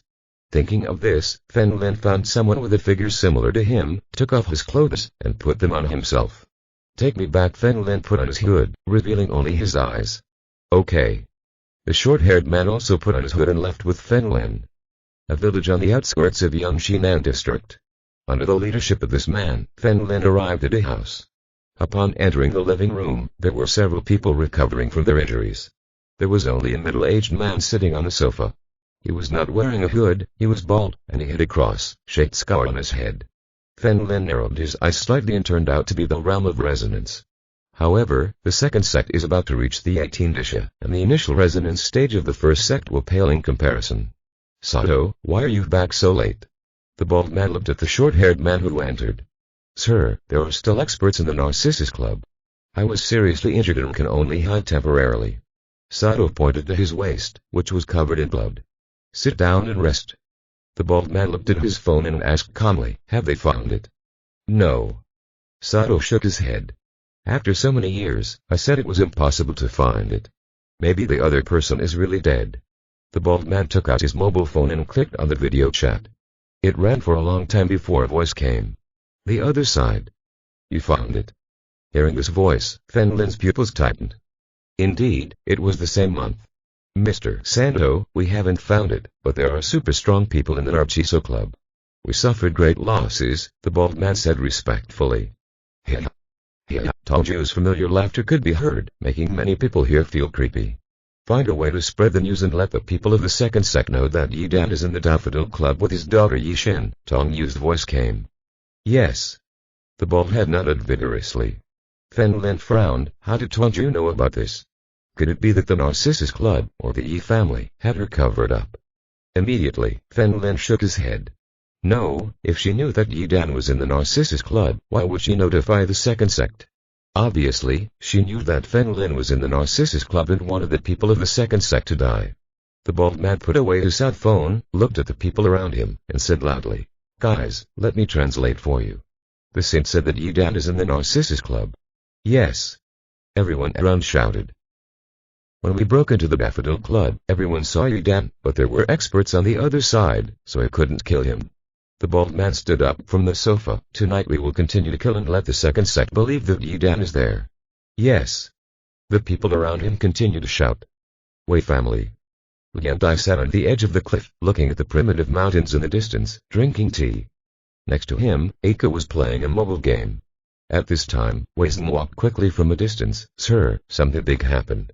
Don't be excited, please speak, Liandai asked with a smile. I just received the news that a group of people attacked the family and then the Narcissus Club. Weizhen took out his mobile phone and opened a short video. This was accidentally filmed by someone during the attack on the Narcissus Club. Liandai, everyone and Eika looked at their mobile phones. On the screen, a man dressed in black hit the glass of a high-rise building and jumped into it. It should be the Black Gate Ninja. A cold look flashed on Eiko's eyes. Liandai crushed the teacup with one hand and said coldly, I was fooled. Those people from before were not from the first sect. Eiko was suddenly surprised.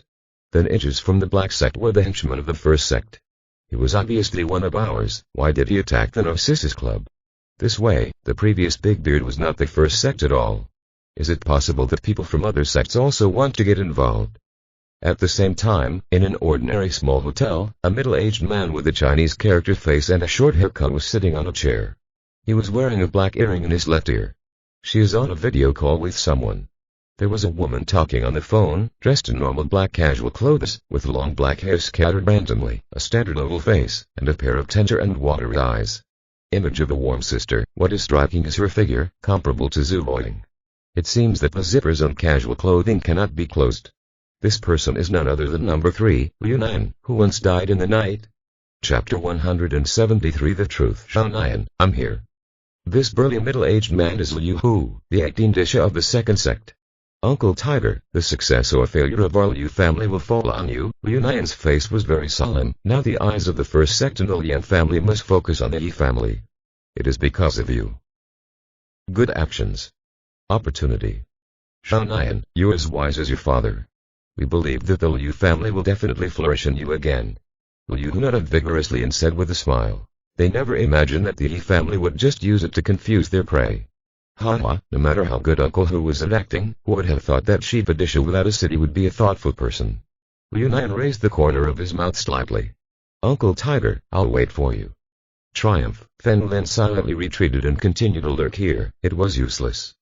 The meaning of the same month is to treat these people like abandoned children and let them die in their own hands. He knew that the people guarding Yishan were death nightly by Dr. Death. These people attacked the Narciso Club without inducing the tiger to leave the mountain. Sure death. However, it is more convincing if they are dead. It will definitely attract Lian Dai and others to come and die. Back at Narcissus Club, Fen Lin took off his black robe and told everyone what may have happened that night. He himself was sitting on the sofa, holding his head with his hands, thinking carefully. Why did Jianlan want to kill Yishan before, but then stopped? But after all these years, do you plan to kill her again? What was the reason for killing her?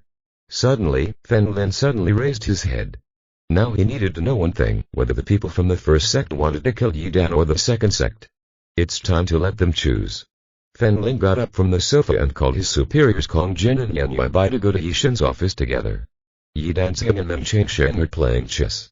Fen Lin walked over, stood behind Men Changsheng and grabbed his wheelchair. Yishan, I've been thinking a lot just now.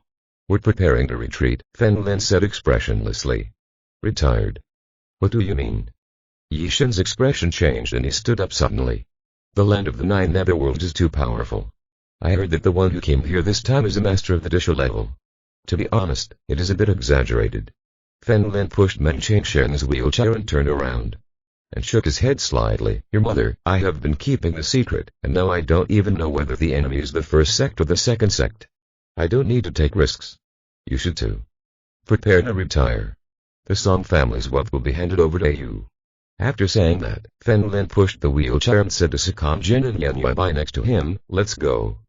Mr. Fen Lin, are you serious? Yishan asked from behind. Fen Lin turned around with a smile, ask your mother, what level of power is there in the 9 lowlands? Do you really think we are invincible? Yan Yuebai walked to the elevator first and pressed the switch. Fen Lin pushed Men Changsheng's wheelchair and waited here. Sir, you are forcing me. Yidan smiled bitterly. You feel so good about yourself, Yidan, your words made me a little angry. As soon as Fen Lin finished speaking, the elevator door opened in front of him. Fen Lin pushed the wheelchair and walked in. Sakam Jin and Yan Yuebai also walked in together. After the elevator door was closed, Men Changsheng asked with a smile. You really don't care. I just want to solve the 9 nethers, but Yidan thinks we want to get the secret of his immortality and thinks it is natural for us to protect them. Fen Lin shook his head slightly, his eyes gradually narrowed, their lives were not important. Now, Fen Lin has enough hostages in his hands. Lian Dianake at his side. Of course, the 18 Disha who will arrive soon can also be counted as one. These are all important figures in the land of the 9 netherworlds, and as long as they are caught, something can always be discovered. Yes, it's time to force them to see if they choose life or death. Sakam Jin stuffed his pants pockets and nodded next to him. Haha, you're the boss anyway, I will listen to you. Men Changsheng smiled and took out his pipe. The elevator door opened and Fen Lin slowly pushed the wheelchair and walked out. A few people had just arrived outside, and Yishan and Yidan quickly exited another elevator. Mr. Fen Lin, please stay. Yidan followed first and called Fen Lin from behind.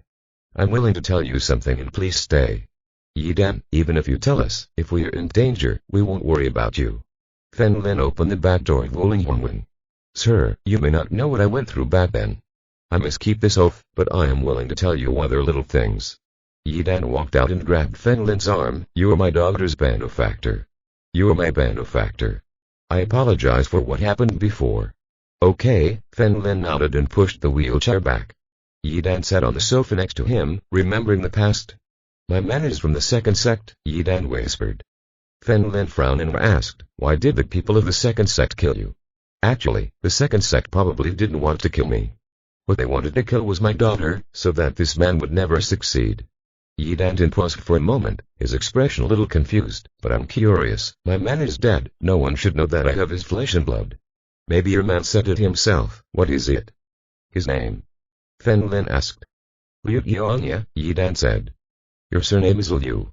Fen Lin walked back and forth here. He was from the second sect and his surname was Liu. Perhaps it was Liu Nian's elder. Suddenly, Fen Lin's eyes lit up. According to the era, those people gave the order to kill Yishan again 1 or 2 years ago. It was the day Liu Nian left the night. Why did the people of the first sect kill you? Fen Lin asked immediately.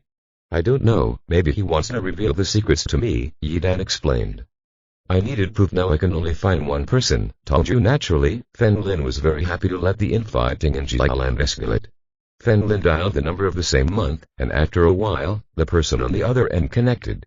Heh. Brother Fen Lin, did you miss me? Tongju's slightly crazy smile appeared.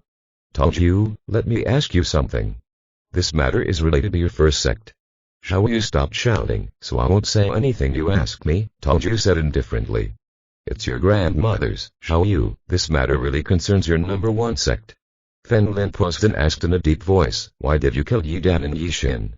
Yidan is a number one sect in her body. As long as she cannot be used by the second sect as the secret of the second sect will always be overwhelmed by us. Fen Lin asked again, why didn't you kill her before? We didn't know before, so I asked the second sect. The people of the first sect have been following the second sect all year, and we recently headed to the Yi family, he replied that same month. Do you know what secret Yidan has? When Fen Lin asked this question, Yidan in the distance couldn't believe that Fen Lin actually knew someone from the first sect. I don't know. Anyway, we can destroy what the second sect does. So what if the second sect's purpose is to draw your attention to Yidan? Fen Lin did not dare to say anything special. I know Liu Nan, but I am very familiar with some of his strategies. As an intelligent person like her, no matter what she does, she will never give it much importance. If you are making such a big deal out of it, there must be a deeper reason. Tongju was suddenly stunned. He seemed to have thought of something and asked in a deep voice, Fen Lin, please continue. Brother, I won't call you anymore. I won't say anything else. I'm done. Fen Lin said lightly. Chapter 174 Liu Nan's Purpose. Don't hang up. Brother Fen Lin, you are the man I like. I was too excited just now. Tongyu suddenly acted coquettishly, tell me quickly. Fen Lin felt a little cold, especially for someone who kills without blinking. People always get scared when they act flirtatious towards themselves. What do I ask you and what do you answer? Are the Lian family and the Liu family of the second sect at odds? Fen Lin asked. That's right. The former leader of the second sect was the Liu family, and now the Lian family has replaced the Liu family. Whether arresting or killing, why did the Liu family send the 18 earthly evils to deal with the simple Yi family? Fen Lin took his mobile phone and walked to the window next to him, looking into the distance. Of course it's for protection. I'm afraid we will kill him beforehand. No. Tongyu's voice stopped abruptly. It's not just us who want to deal with Yidan, but also the Lian family of the second sect. Why is the Liu family so prominent? When Fen Lin heard this, he had an idea in mind. I guessed it right. I will tell you the reason, because this 18-disher has other things to do. He just wants to keep all your eyes on the Yi family, Fen Lin said in a deep voice. 18th evil of the earth. He is careless and unerring. Tongyu became more and more frightened. Very smart, the Liu family is really smart. If they secretly send experts, they will be able to escape the eyes of the first sect. There is absolutely no way to escape from the second sect, so they thought of using this method to let the masters come openly. Everyone will focus on the Yi family, not Liu Hu. Because of Liu Hu's careless character, he could easily investigate his movements. Liu Hu would definitely not attract attention if he did some unknown things in private. The Liu family hid the truth, probably because they wanted to regain control of the second sect. Liu, if you give me Shiba Dish's photo now, I might. I can still find it. If it takes a few hours at night, everything could be over. Fen Lin also secretly sighed. This woman, Liu Nan, is also terrifying. A few years ago, orders were given to search for Yixin and then slowly bring her to the Yi family. For the purpose of building a chessboard, it took 2 years to gradually attract the Lian family of the first sect and the second sect. The waiting time should be now. Tongju thought for a moment and realized that the other party was trying his best to discover something big. The other party is the second sect and they must not be allowed to succeed. After hanging up the phone, he sent him a message. Photo to Fen Lin that same month. Boss, what happened? Yan Yuibai asked strangely. It's a big deal, second master and fourth master. Stay here. Old seventh, we will search the entire Yan city immediately and make sure we find this person. Fen Lin handed the photo to Yan Yuibai and left immediately. He led Wu Linghuang to the police station and called Li Jun in advance. After arriving here, Li Jun was waiting for him outside. Help me call the city surveillance. Fen Lin came in with his cell phone. Please follow me. Li Jun took Fen Lin to the office and found that Shamu was here today. Fen Lin, what did you do again? Shamu stood up from his seat. It's none of your business. Feng Lin rolled his eyes and followed Li Jun to a round-faced woman. Xiao Wang, enter this photo into the computer, and you can investigate all external sites of Skynet, such as airports, railway stations, passenger terminals, high-speed rail stations, etc. Pointed out others. Xiao Zhang, you're in charge of the East District, Xiao Qin, Xiao Li and Xiao Go, and you're in charge of the West District, South District and North District respectively. Boss, what happened? Xiao Mu approached strangely. Sit obediently. I will give you a task. Examine all the cameras in the suburbs to find traces of this person. Li Jun pointed to the photo that appeared on the screen. Feng Lin leaned against the wall and waited here. If the other party hasn't come yet or has come a long time ago, I don't know if I can keep up.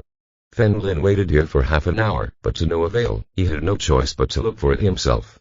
Teachers at that level are relatively easy to find. Feng Lin drove his car and walked down the street for a full hour when he suddenly received a WeChat message from Xiaomu. The other party sent him a short video showing a person leaving a small hotel. It was the person in the car. Photo by Feng Lin. He left the hotel and walked towards the mountains behind. Immediately afterwards, Li Jun called. Sir, the video sent to you. When this man arrived in Yun City, he obviously changed his appearance. Fortunately, he left the hotel and returned to his original appearance. Feng Lin asked, is there anything on this big mountain behind you? This is a relatively primitive mountain forest in our Yun City, called Yinshan. It is very dangerous and steep. It has not been developed yet. It is almost impossible to find traces of it. Seems that we can only use the country's satellite. After this, Feng Lin hung up the phone and told Lanny the general situation and asked him to apply to the country immediately. Afterwards, Feng Lin also sent a message to Yan Yabai, telling others that he had been found. There was definitely something on this mountain. Feng Lin thought for a moment and could only follow him and wait outside. This was not an option. Unknowingly, the sky was turning dark. Between the light and darkness falls early, which is very disturbing. However, this situation had no effect on Feng Lin. He looked at his phone and saw that Lan had obtained the qualifications to apply in the country, but tomorrow he can release the satellite and focus on this forest. Feng Lin felt a little hungry and was going to find something to eat. Today I would spend the night here. Searching here and there, he found a pheasant, suddenly ran out and grabbed the pheasant's neck with one hand. It is very easy for people like him to find prey.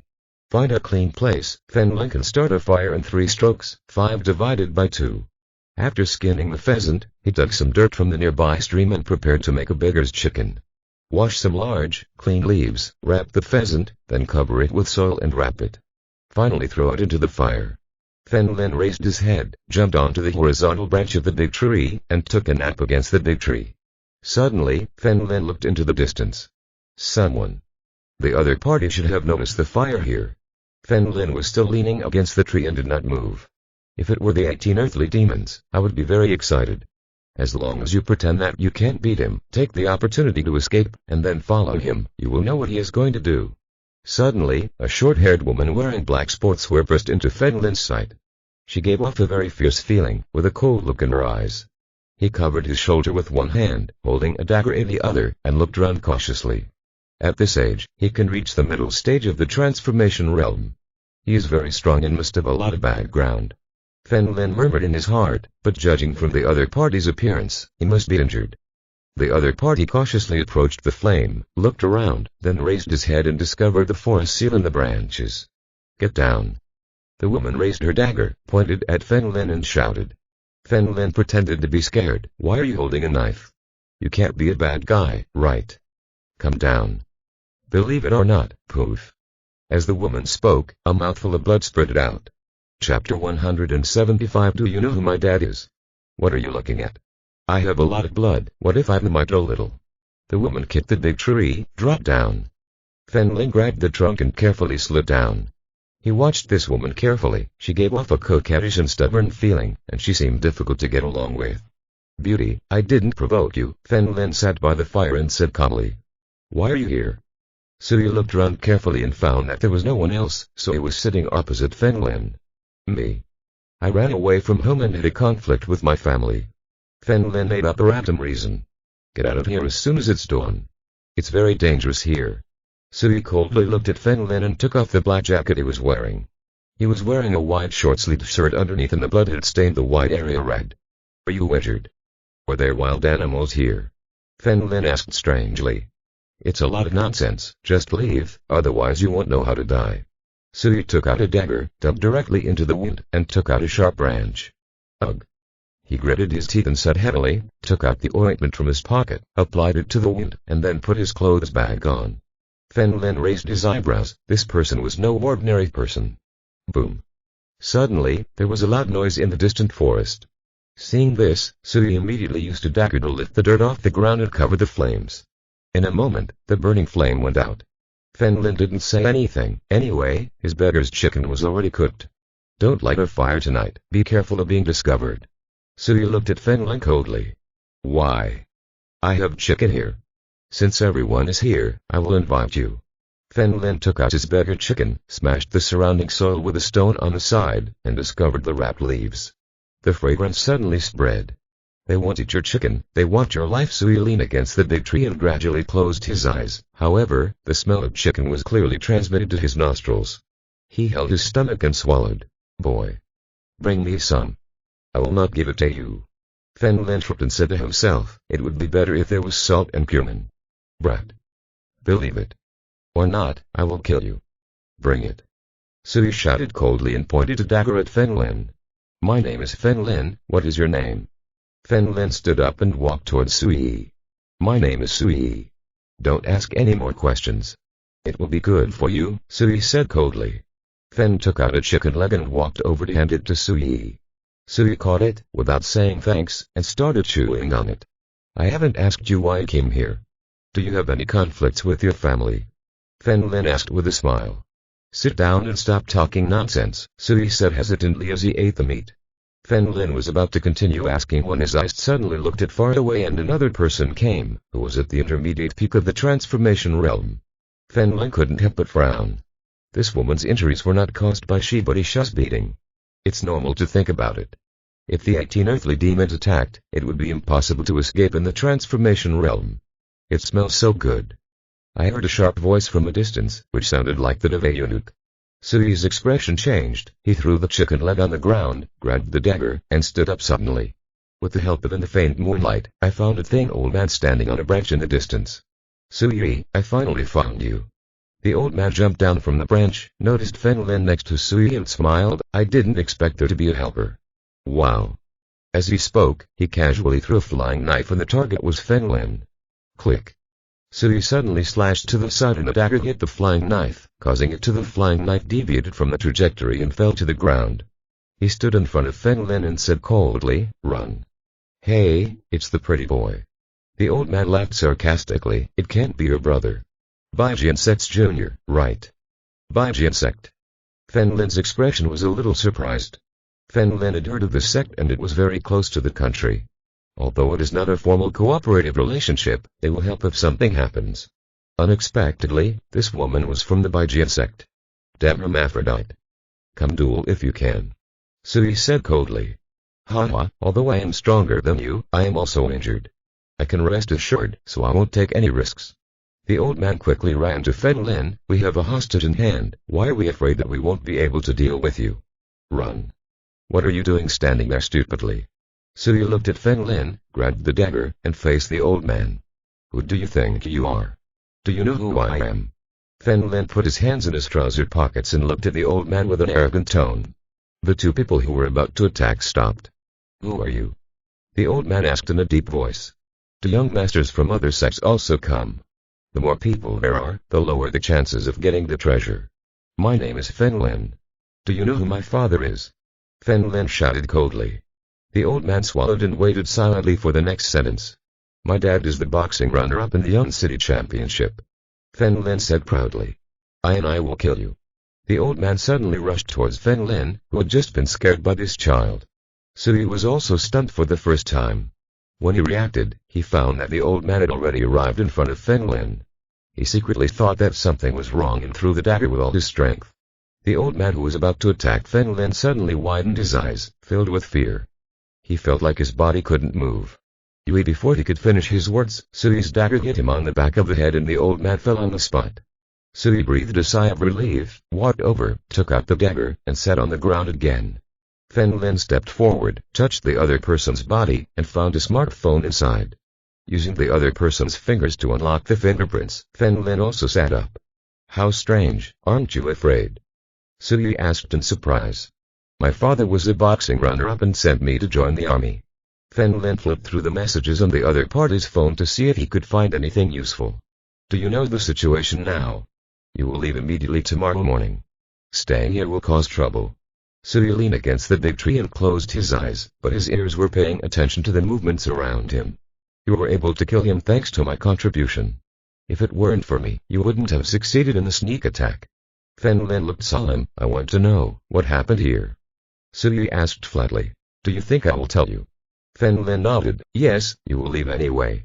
If I read correctly, the bone in your left arm is broken at the shoulder. If it weren't for me tonight, you would die here. Who said I was leaving? Suyi's voice rose a few decibels, and then he said calmly. You don't understand, even after I told you, there are treasures of heaven and earth in this forest. Treasures of heaven and earth. Lin's eyes narrowed slightly and everything came to light. At the very least, the purpose of coming to Yun City from the 18 earthly demons is to obtain natural materials and treasures. Look, I'm telling you, you don't understand. A simple understanding is that it is a miracle medicine. After taking it, you can save more than 10 years of practice. Suyi paused and continued. Our sect discovered this 10 years ago, but this kind of natural and earthly treasure will only be effective when it matures, and we have waited until now. 10 years. Lin's pupil suddenly shrank. End of this chapter. Don't forget to like and subscribe. This story is completely available on Patreon. I invite you to subscribe and enjoy all the content.